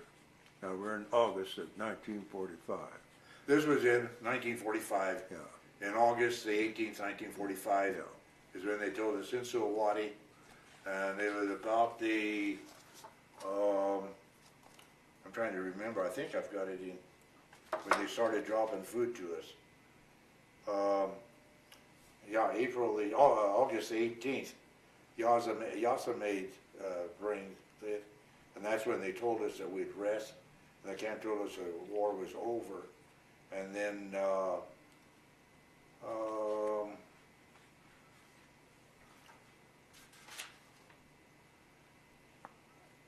it was about the 24th of August that, let's see, the 25th of August, is they started dropping K rations to us. Oh. And that's where then that we started getting food dropped to us by the Now, before we get away from the camp too much here, tell us a little more. We gotta change tapes. Okay. We gotta need, Well, that's funny. Okay, recording again. Now, tell us about this the camp commander that you had in your prison camp, the one that went to the University of California. The camp commander we had, the last camp commander, when he came in, he spoke to us, and he spoke to us in Japanese, and the interpreter started explaining it, and he literally kicked the Japanese interpreter in the seat of the trousers, and then he spoke in English. And then one night, we had 4 men that played guitars, that would have a kind of a concert and all. And one night the Japanese commander called them over to play various numbers. And then I do not remember the exact rotation, but right at the end, probably 10:30 at night, he had them play, and I do not remember the exact order, America, America the Beautiful, God Bless America, and I think there was one more. He did not have him play the Star Spangled Banner, but he did have him play those patriotic songs. Yeah. Well, when that happened, all of us came awake, and we listened. And one of the fellows that played guitar, when he came in, we jumped him, and he slept just 2 people down from me. And we said, Willie, what in the world's going on? And he said, the camp commander got drunk on sake. And he asked, when they came to the end, he said, I want you to play America, America the Beautiful, God Bless America. And I guess of those 3 that I remember exactly. He said, and they said, look at him and said, okay. And then he told him, he said, I am an honored graduate, Phi Beta Kappa, I think it is, honored graduate, University of California. The main interpreter in Niagara was a graduate of Washington State. Almost every prisoner of war camp, either in their camp or on their details, had ones, Japanese, that had gone back to fight for the emperor. And, but anyway, this was our camp commander. Yeah. And here we found out that here he was an honored graduate, Yeah. but he went back to fight for the emperor. And then more about him is there would be no American survivors from the Philippines, from the Japanese prison camp. The Japanese had orders the 29th of August, every POW was to be killed. And about a month before, in the July, this camp commander took one of our men out and took his group of soldiers out. And they had bayonet practice on that POW. And they killed him, a fellow by the name of Spears. And they killed him with bayoneting to get ready for the 29th of August when every POW is to be killed. Now, tell us about this thing of your fellow prisoners dying. Did you keep a record of those men? When Clarkfield was bombed, 2 days afterwards, Captain Reardon called me to come in, because I went in. I helped Shields, who was our battery clerk, and he told Shields and me. He says, "You write the roster of everyone in Battery E," and then we wrote the roster. When we were in prison camp, even when I was so ill, Captain Reardon, well, by that time he was up to a major, and he would come up and he would tell me when men died. And so I carried it, and I had an old billfold that the Japanese guard looked at a couple of times, but who would want an old billfold? But anyway, that's where I kept my name set out. And I would write the date when the men in my outfit died. And Major Reardon said, when I get back to the States, I want you to send that to me. Shields died in prison camp. And so I was the one that, of course, came back with what I had when I left the Philippines. Our American officers, some of them were worthless. It's an awful thing to say. Some of them were real good. Major Reardon was tops. He was with his men. Right after the bombing of Pearl Harbor, he immediately came out to every one of our platoons to see how we came out, to see what we made. He was promoted then into brigade headquarters. And but anyway, this is where he would give me who died, and when I came back to the States then, I sent Major Reardon the list there.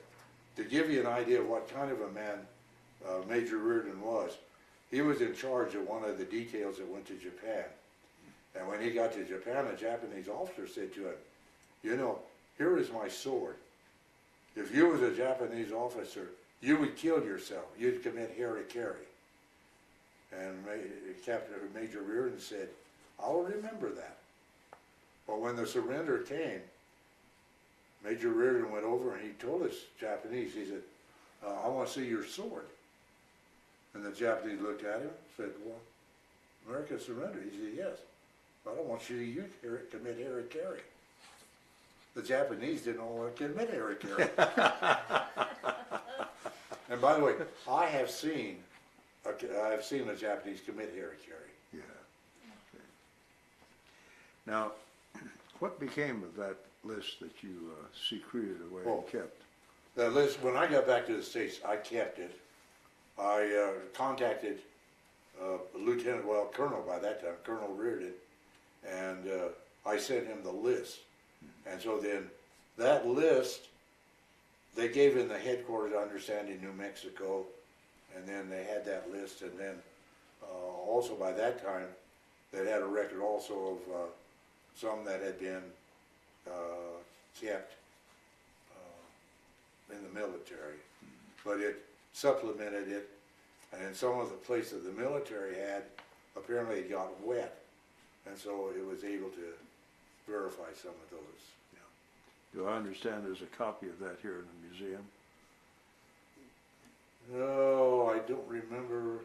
Oh, what they have in the museum, the detail that was in Japan, the 50 men that was on the detail in Japan, and on there I had their hometown, what branch of service they were in, and then what rank they had when they became prisoners.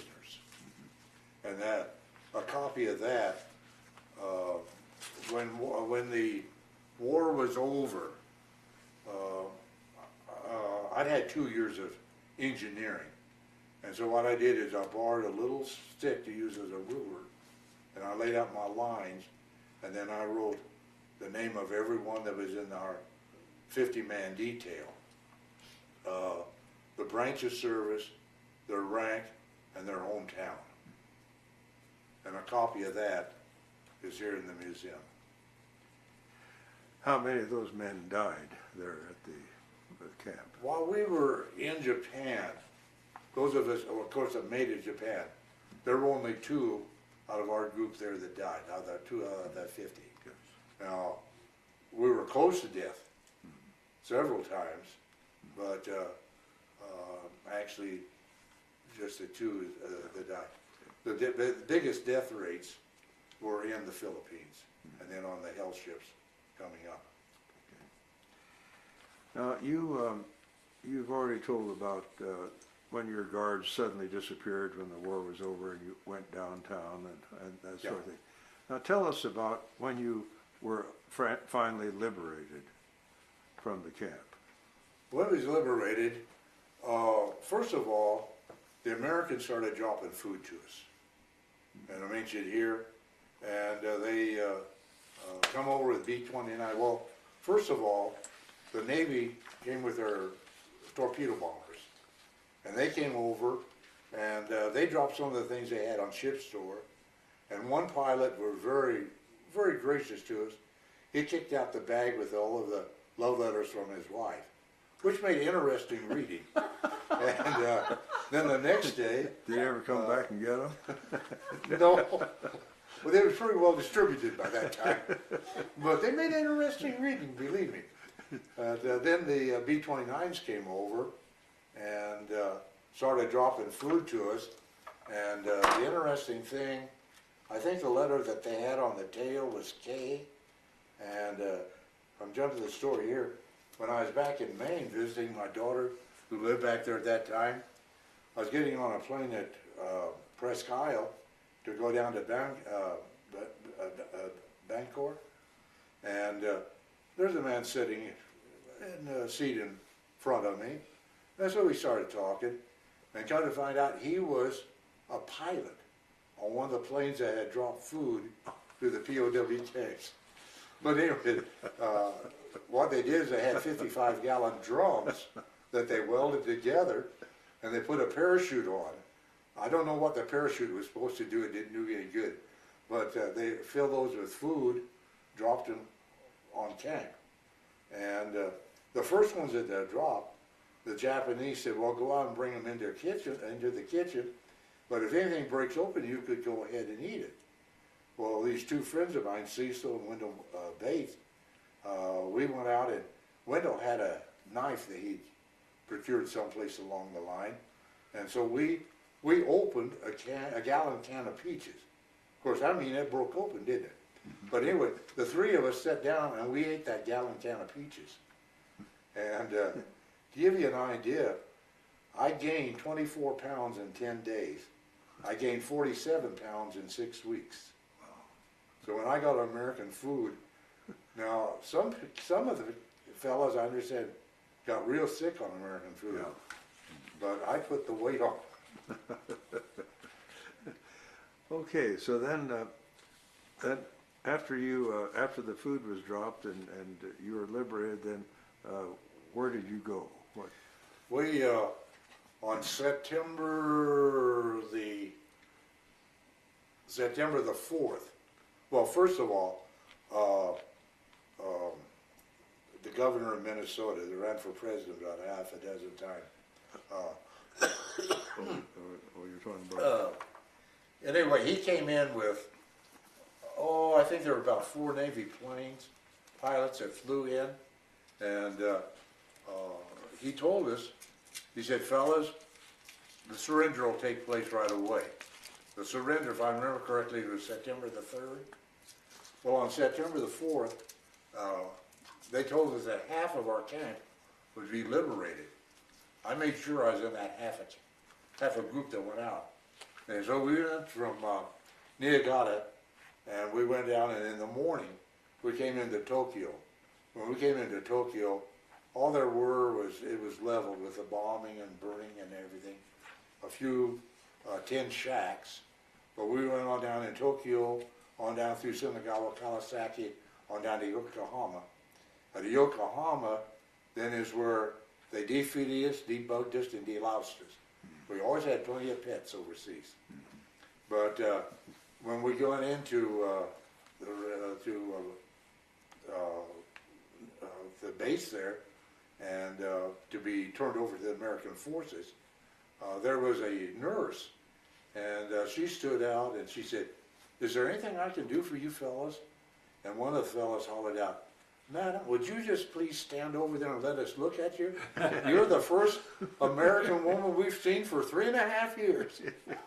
And she did that. Well, that's where then that they defeated us, debugged us, deloused us, gave us new clothes, and then we were to go on out of Japan. And where did you go? Okay, coming out of Japan, they put us on what was it? Was it a 56? That was a transport plane. But anyway, they took us then down to Okinawa. At Okinawa then, when we landed there, and then we stayed overnight until I was liberated the 5th of September.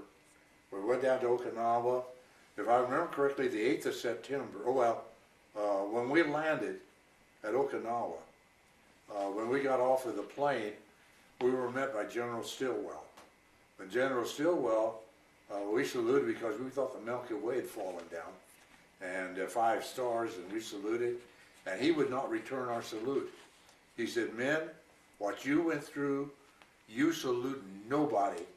When you get back to the States," he said, "if anyone challenges you, you tell him you've got orders from General Stilwell to salute nobody." I took him at his word. I never saluted anyone. When I got back to Fitzsimmons, one day I was walking down to make a medical appointment, and I met the commanding general of Fitzsimmons. And when I walked down and saw him, I looked at him and he looked at me. He said, "Good morning, Sergeant." I said, "Good morning, General."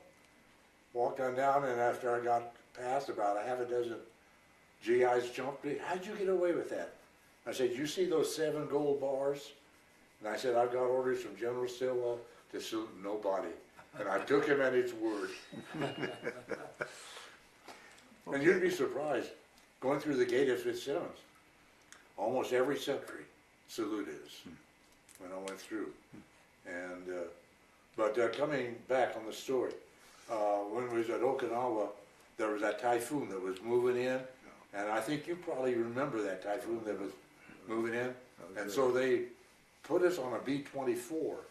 When we got on the B-24, this fellow walked up to me, it was a navigator, and he said, we don't have a gunner.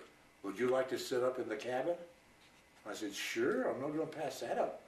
So I sat right behind the pilot, and you probably know how the B-24s were.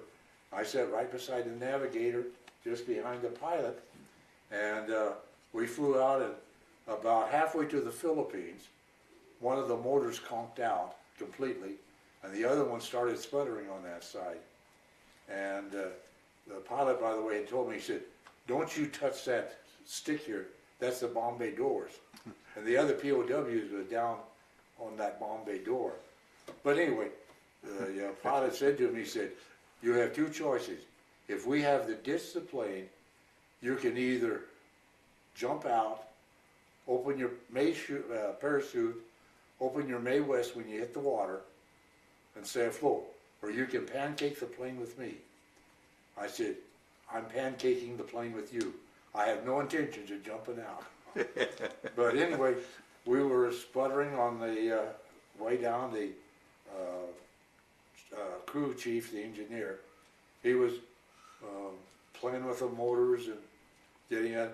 When we got down to Lingalian Gulf, he said, see that piece of land down there? I couldn't see anything that looked different. He said, I think that's some steel plate that they've laid for a landing plate. That's what I'm going to hit. But it didn't look any different than the bay to me. But anyway, he hit that strip and there was a landing bay. And then they put us on a C-46 and flew us down to Manila. And then they took us down to 29th Replacement Depot.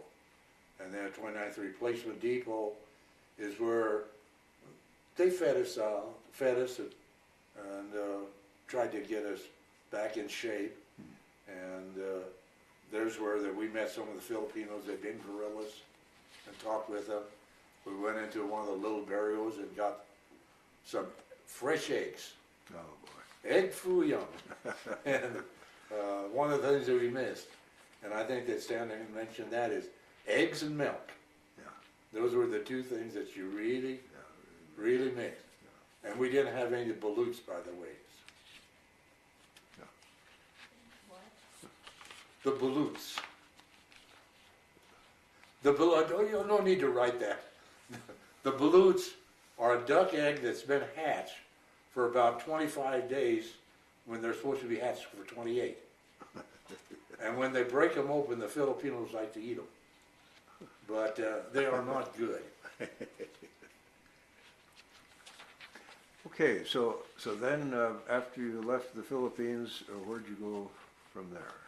From the Philippines, after they'd fattened us up, they put us on the Hugh Rodman. And they put probably about 125 POWs on the Hugh Rodman to bring us back to the States. Well, on that Hugh Rodman, they chose a friend of mine who was a master sergeant from Denver, and he said, Leonard, I need a clerk. Will you be my clerk? I said, sure, I'll be glad to be your clerk. And so I was a clerk, keeping records and things like that. And then on the Hugh Rodman, they brought us down to Guam, and then we went down across the equator to Yap Island, I believe it was, and then directly into San Francisco. But on the Hugh Rodman, they let us eat continually, and we just one line after the other. Now, was that a passenger ship, or was that just No, it was a Army transport ship. An armed transport ship. And being a clerk, when we got to order candy or anything, the clerk was the one that could take the orders. And so when we was taking the orders, there were, see, what would be 5 fellas that didn't want their carton of 24 Baby Ruths, and another man only wanted a half. And so I obliged them, and so I got all 6.5 boxes and ate them from the time we left the Philippines till I got back to the States. Can you eat a Baby Ruth today? Yeah, I can eat Baby Ruth. Down at Boys State, I mentioned that in one of the illustrations, because every year I do this different illustration, but down there, I mentioned about the Baby Ruth, and when I started to leave the chapel, here one of the fellas came over and handed me a Baby Ruth. And he said, "Let's see you eat it." And I did. I ate it. Okay, so after you got to San Francisco, what happened? After we got to San Francisco, a general met us to congratulate us on being back. By the way, as we coming into San Francisco, we'd always talked about the time that we looked up and saw the Golden Gate. In fact, one of the rhymes that we had, Golden Gate in 48, I may be late, but that can wait. And but anyway, when we talked about coming in, about 4 o'clock in the morning, I got up on the deck of the ship, and I wasn't the first one up there. But anyway, finally through the fog of San Francisco, we came under the Golden Gate. And then one of the fellas in my outfit came up and he said, "Where's the Golden Gate?" We said, "Too late. We've already come in underneath." We got off the ship. I was the 5th man off the ship. And then they took us to Letterman Hospital to until we could go home. When we got to Letterman Hospital, the ones of us that slept the first night were the ones that got out of bed and slept on the floor. Because we'd been so used to sleeping on the floor where we could that we just laid on the floor and went to sleep. Yeah. The fellas that tried to sleep in the bed, they rolled and tossed all night long. And then after Letterman, after we were there, probably 4 or 5 days, we got to make a phone call home. And that's when I called home and I found out that my father had passed away during the time I was overseas. And then 3 of us, Joe Pasquale, who was the one that was the master sergeant that was in charge of the detail coming back on the Rodman. Yeah. And his brother was in San Francisco, and we came back to Denver. We drove day and night from the time we got released at Letterman's and then pulled into Denver. Now, where were you discharged? I was discharged. Well, I went to Fort, after we got to Denver, I had to turn in at Fitzsimmons. At Fitzsimmons, they found out that I was from Denver. And with a little talking, they gave me 2 3-day passes a week, providing I would show up for all my appointments. And so I had 2 3-day passes a week, which meant that I spent 6 days at home during the time I was in Fitzsimmons. And we gave the nurses a rough time, naturally. And then at Fitzsimmons, we got a 90-day furlough. And then on my furlough, I had to report at Fort Logan in Denver, and my discharge then came from Fort Logan. So, when was that? That was on March the 31st, 1946. Did I put 45 on that? I may have put 45. Let's see. March 1946 would be when I was discharged. Yeah, you put 45. Yeah. This should be 46. 46, okay. I have to change that. Yeah.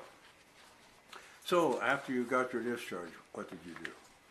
After I got my discharge, I decided I'd go back to school. And so I went back to University of Colorado and graduated University of Colorado in 1948 with a Bachelor of Science in Architectural Engineering.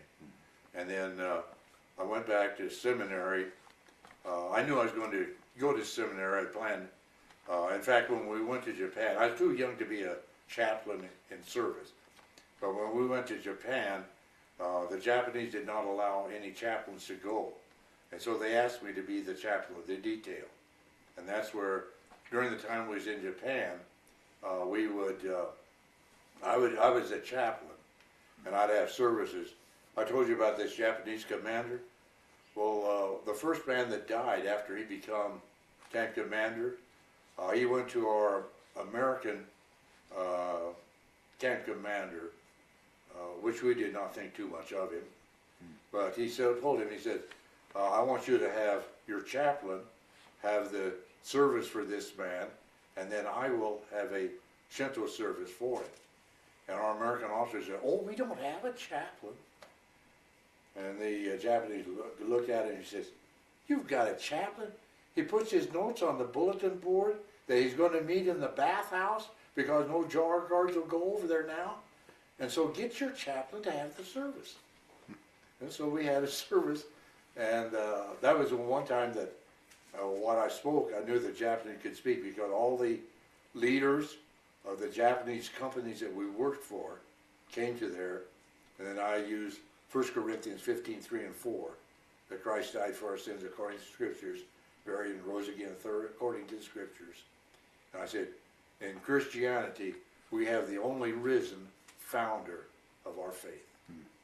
And then he had a Shinto service, and they bury him in what they call a chisai-haku.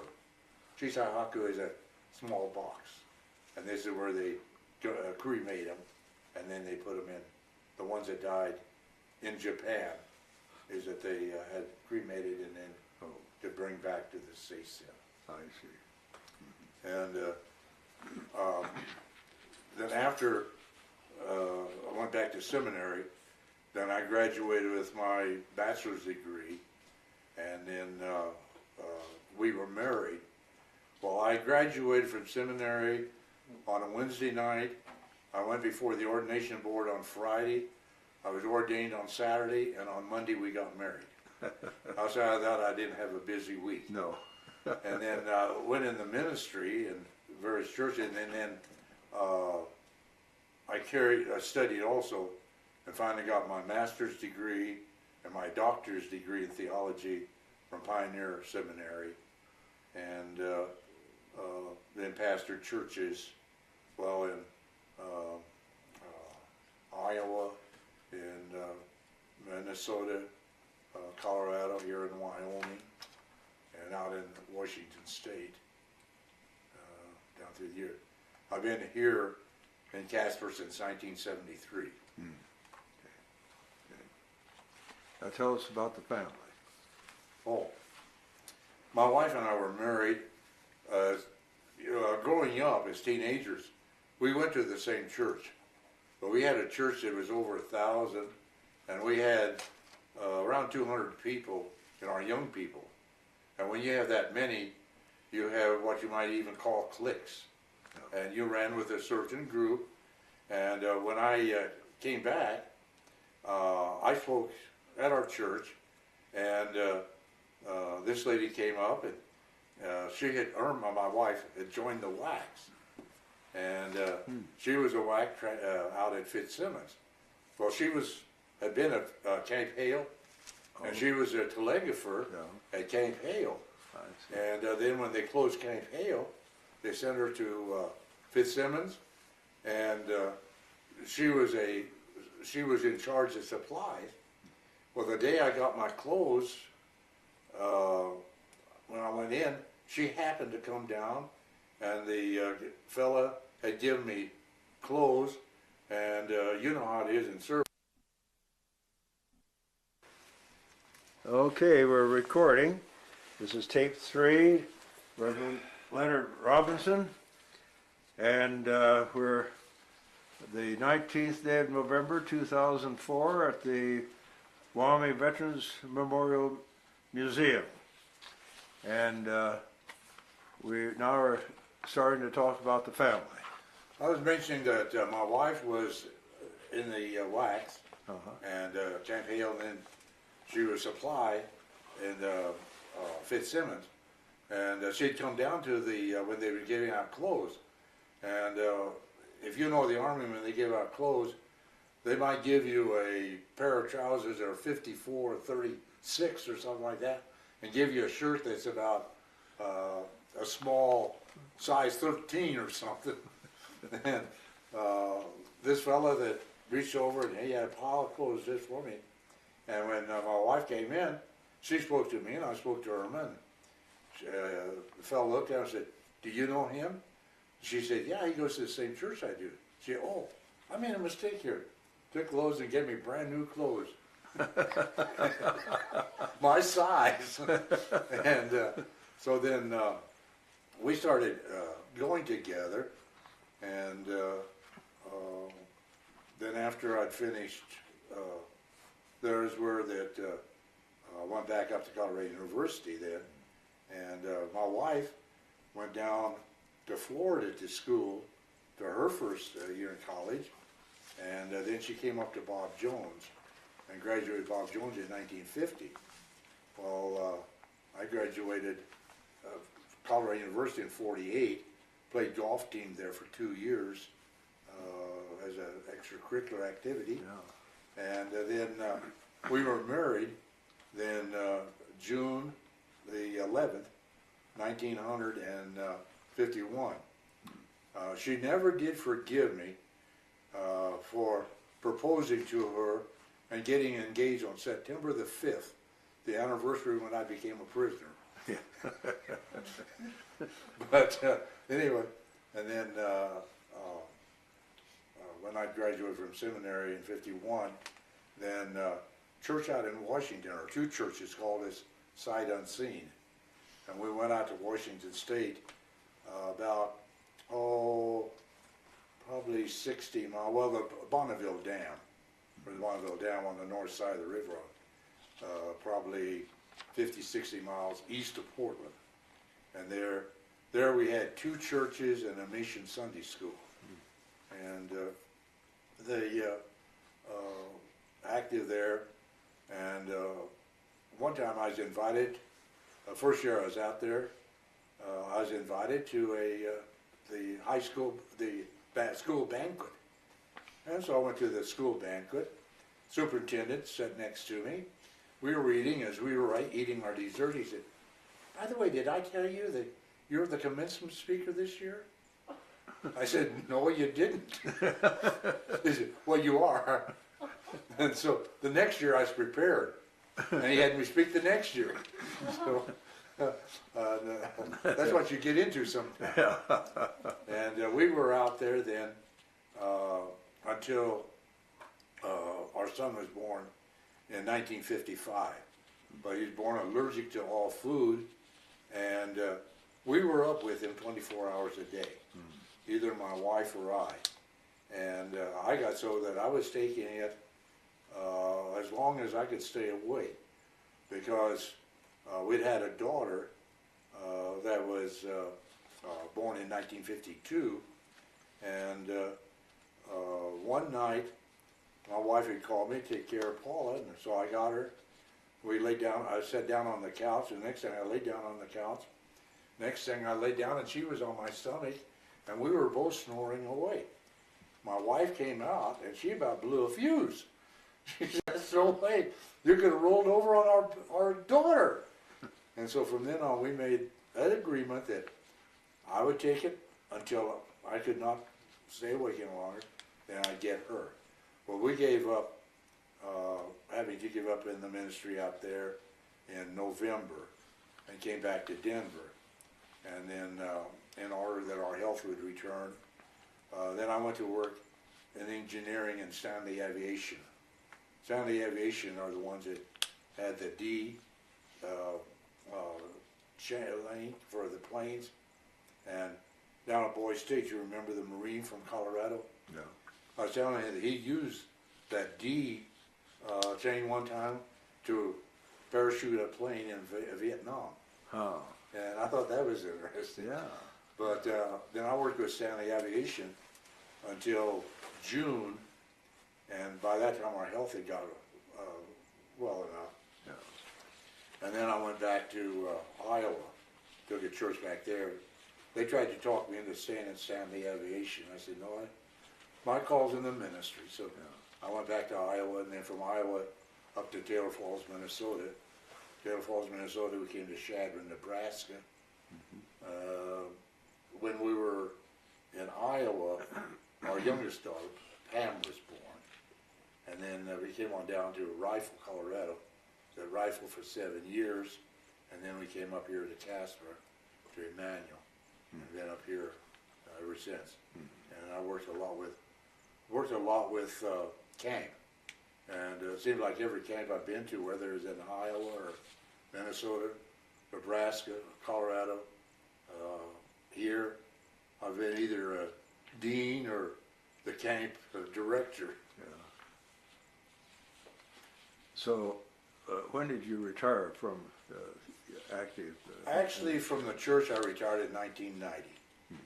But there's where, since that time, I filled in for the pastor when he's on vacation.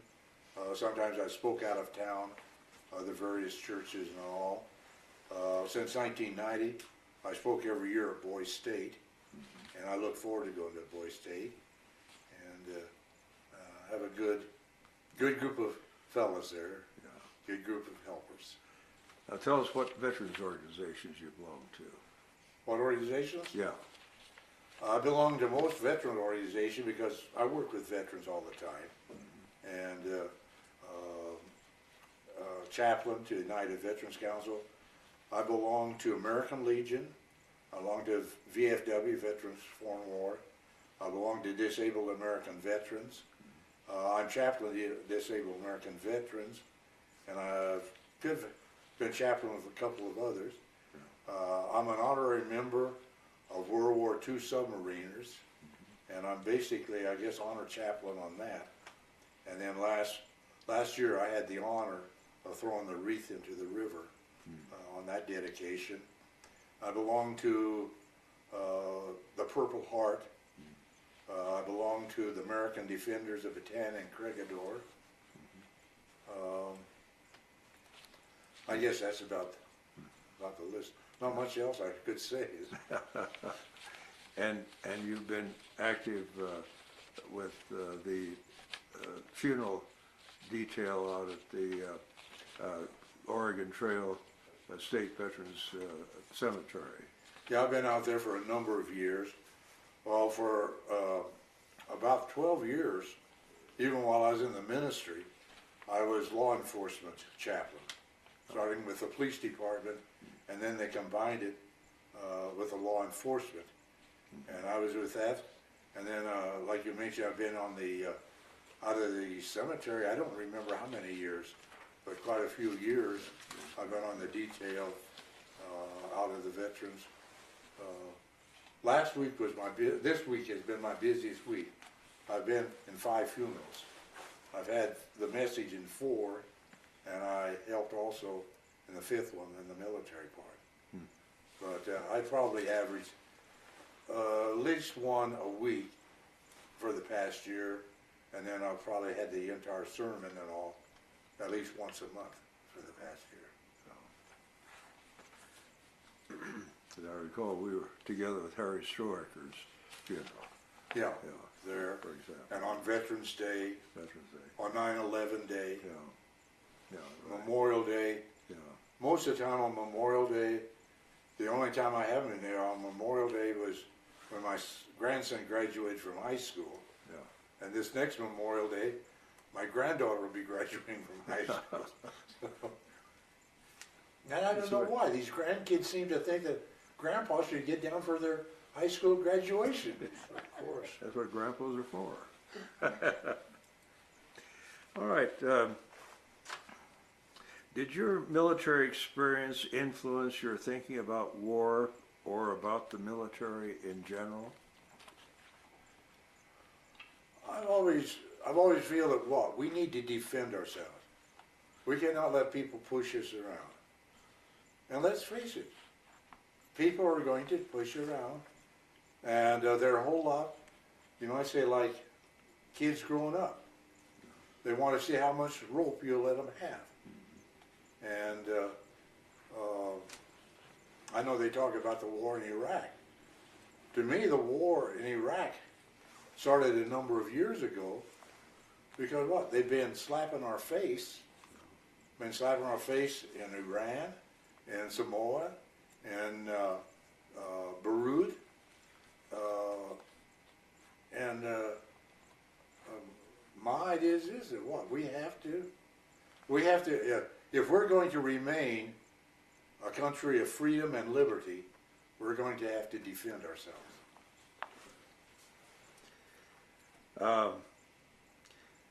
Do you attend any reunions of your group? You already mentioned the one down in New Mexico, but... Yeah, I went down there. Usually, I have not been able to travel a whole lot. American Defenders of Bataan and Corregidor, most of their meetings have been back on the East Coast.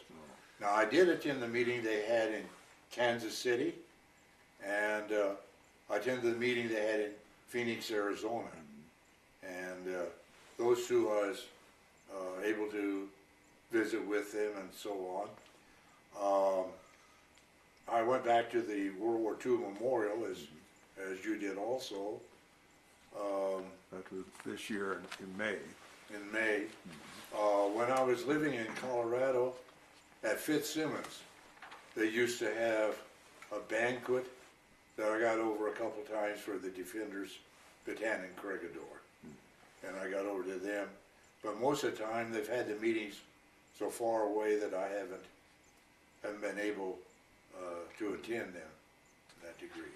Have you kept in touch with any of the men that you were in prisoner of war camps with? I've kept in touch with quite a few. The only thing is, most of them are dead now. Yeah. In fact, in Wyoming, there's one that I touch with, a fellow named Skinner at Riverton. And there's a man at Powell that I understand was over there. As I understand, we're the only three in the state of Wyoming I see. that are still alive that were from over there. Now, I believe at one time there were 3 here in Casper County, you weren't there? Yeah, there were several. There were, I can think about 4 or 5 at one time that were here, and one of them was also a member of DAV. And now I do go, I've attended DAV real regularly, and I'm not able, a lot of times to attend even some of the other, like Legion and VFW, as much as I would have liked. Yeah. But I do try to get together whenever possible. Yeah. How did your service and experiences affect your life? Well, I will have to admit this, that it changed. As you know, any service person is going to be changed. Yeah. And it's one of those things when you're in service, when you come home, especially after you've been gone overseas for over 4 years, it seems like everything's been turned upside down. Yeah. And I'm sure that it's changed, and a lot of times in my own individual life, I don't see it so much probably. There was one thing, before I was in service, I didn't know what it was to be sick. I went through the 12 years of elementary, junior high school. I missed 4 hours of school. One time it was 3 hours I missed when we were coming back from Kansas. Had gone down there, had a blowout on the car, and I missed 3 hours of school. I missed 1 hour of school because I got the mumps in 4th grade. And I had them so light that they didn't bother me. And in fact, I think that one or then I missed 1 hour of school because they sent me home with a mumps with 1 hour of school left. And that is the only hour I missed all the way through 12 grades. And that's where I had help. And this is one of the reasons we was mentioning here a little ago, that the amazing thing that I'm still alive. Yeah. The doctor that I had... I gotta change the tapes again now. I gotta turn them over. I gotta turn this over. Recording. Okay. I'm not sure how my health. Yeah. When I was overseas, this Dr. Swanson, who was from Denver, was my doctor that got the quinine for me. He told me after I had the heart attack from diphtheria, and also after I had malaria, he said, Leonard, the only reason that you ever pulled through was the fact that you've had perfect health all the way, and you've never smoked or drank. And he said, that's the only reason that you ever pulled through all the illness that you had. He said, you was in such good health, and that way. And so, I believe that that is a big part of it. And that's where, since I've come back, I can understand people that are ill. I can understand, and that's where a lot of my ministry down through the years has been calling on people when they're in the hospital or when they're ill. Now, how many months were you a prisoner of war? I was a prisoner, I say 3.5 years. Actually, it was 41 months. 41. And did any of the work that you do benefit any of the Japanese corporations? Okay, now I gotta change this, I gotta change this tape now. Oh, Okay, recording. okay. Let's see, what was that? Yeah, what the question was, did any of the work you do benefit any of the Japanese corporations? Yeah, actually it all did. Enslaved labor, that's what we did, because what, the pig iron that we threw, what they did, they took it to their foundries, and this is where they made their weapons, this is made their aircraft or whatever. The coal yard is what they had to fuel. And so, actually the slave labor benefited the companies that we worked for. And these are the companies in Japan that have got rich after the war. And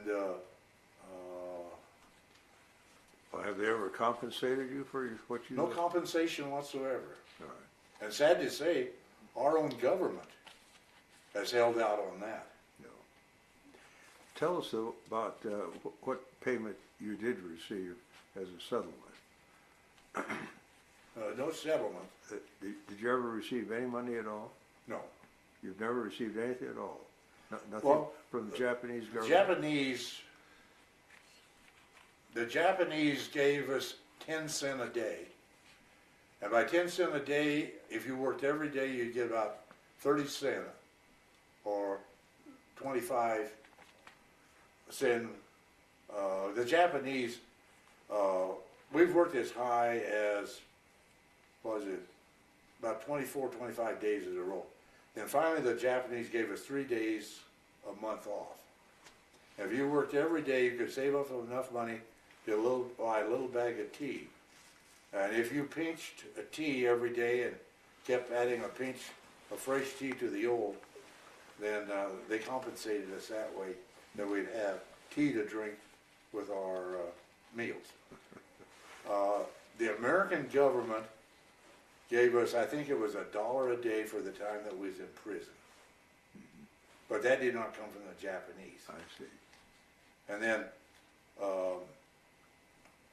after the war was over, then we were promoted 1 grade. Like having that first third was equal to a sergeant, and so I got a staff sergeant then when I came out. And, but when we became prisoners, our grade was froze. And and of course, all your pay that while you're in prison, the government then paid you that when you got out of the service. Yeah, I made an allotment to my mother that got most of mine. Oh, I see. And then they gave us a partial payment when we got into Philippines to last us till we got back to the States. Now, I understand there's some litigation pending against some of these Japanese corporations. There is, this is where our own government has fought the most about that. There have been lawsuits in California where prisoners have sued the Japanese for the slave labor that we had because we benefited the companies that have become wealthy basically through our works. And that litigation, I think, is still pending, is it not? It is trying to go forth. And now in Congress, there was one bill that went through and then it got sidetracked. But in the House of Representatives, was there 537 members in the House of Representatives? 435. 435. They voted about 400 for us, 35 against us. And, but that bill got waylaid and has never gone on through. Okay. Now the reason why you've not been able to get any compensation from the Japanese is because of the treaty that MacArthur negotiated, the final form of the Treaty of Surrender. Is that correct? Semi-true. The treaty that was settled was by Dallas from back in the New England states. John Foster Dallas. Oh, Dallas, uh-huh. He is the one that made and what the treaty says, that if no other country got compensation, that we would not get compensation. Mm-hmm. Other countries have got compensation, but the United States has never gone ahead to accept it. But other countries have been proved to get compensation. Now, you mean for their prisoners? Those that were prisoners Yeah. received compensation. Mm-hmm. Most of those have been Asiatic countries that got compensation. I see. Now, Canada and England have both compensated their men that was over there. And I understand that they are working on getting compensation also from the Japanese. Ah, I see. So,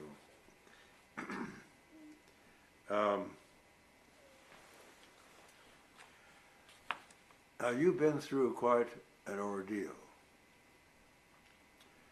What is it that sustained you during those 41 months? What sustained me was my faith. Because, like I say, I had the scriptures in the New Testament. The 23rd Psalm was very precious to me. I've seen every one of those 23rd Psalm fulfilled to the very letter.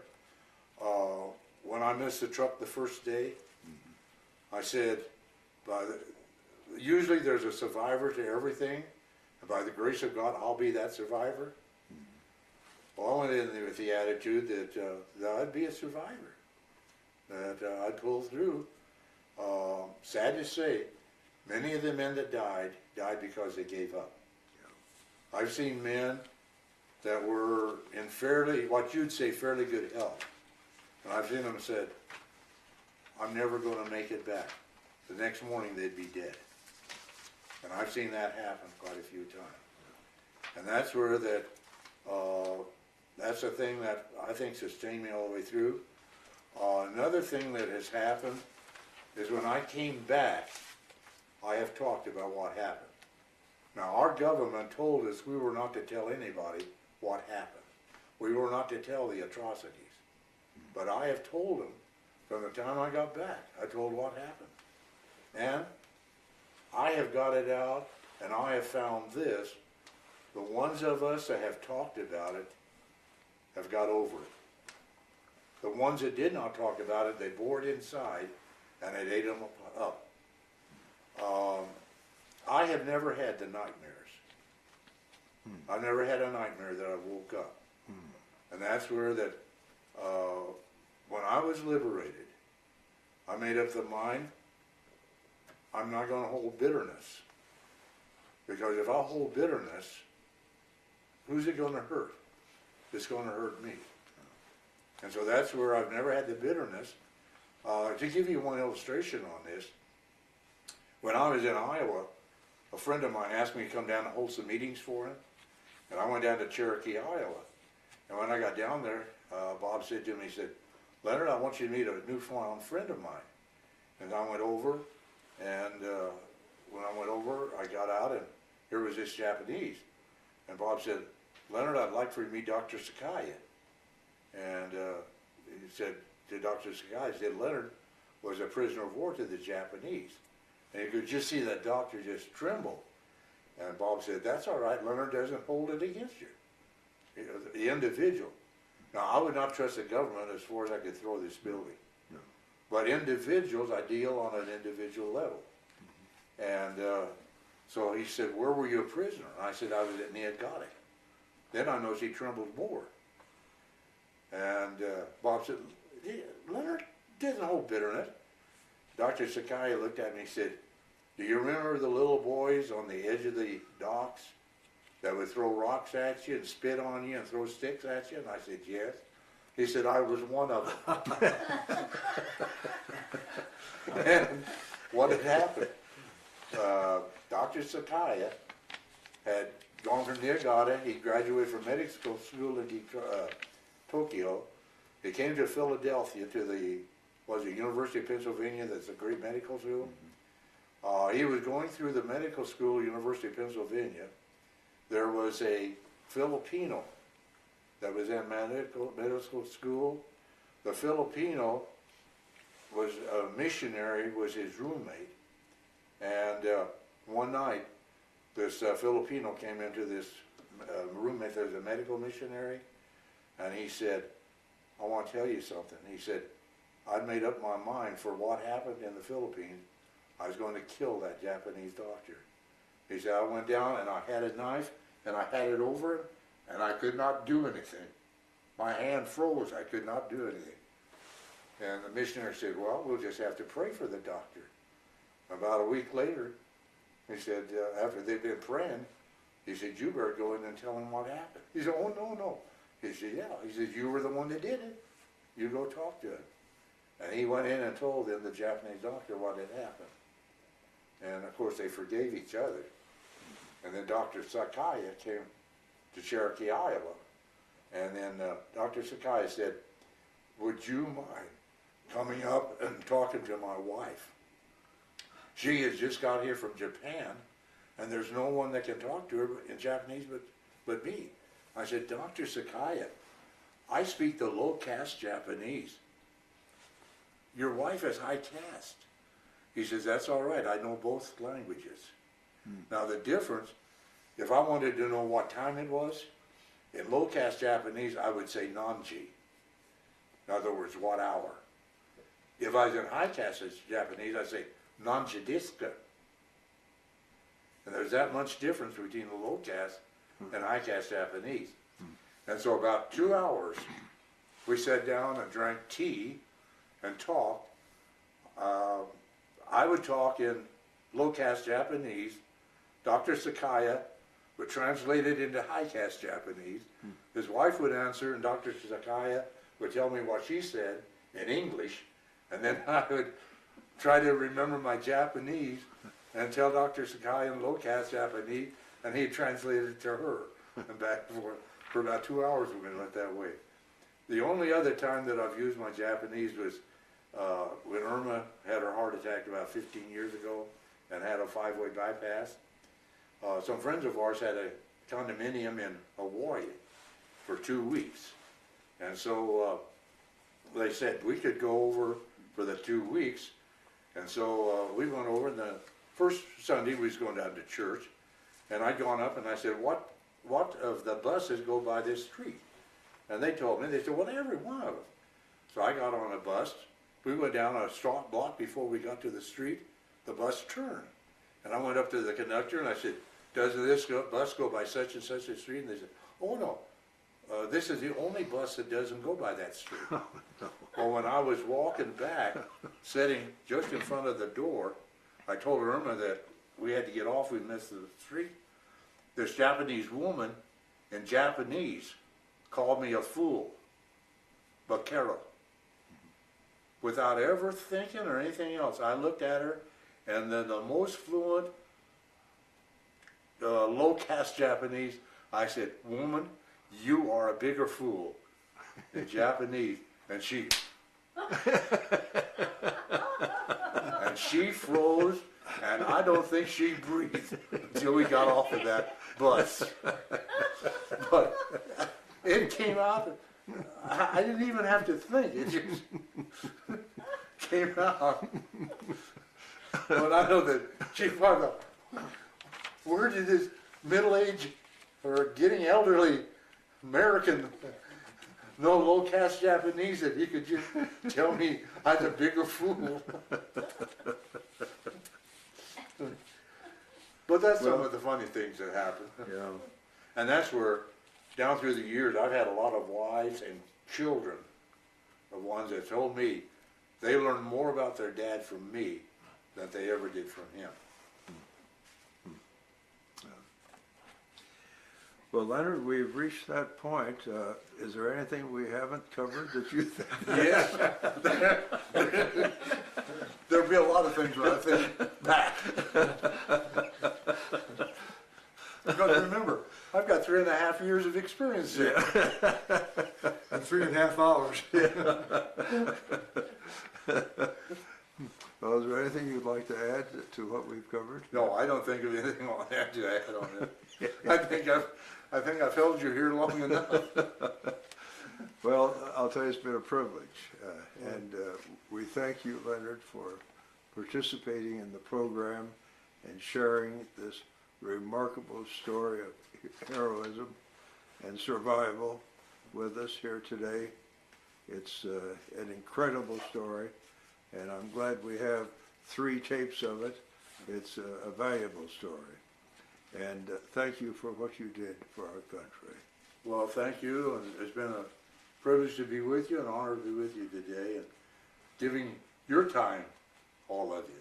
Yeah, Thank you. you bet. Because here, I'll run you into overtime for you. Okay, What we're church going is on. it? What church?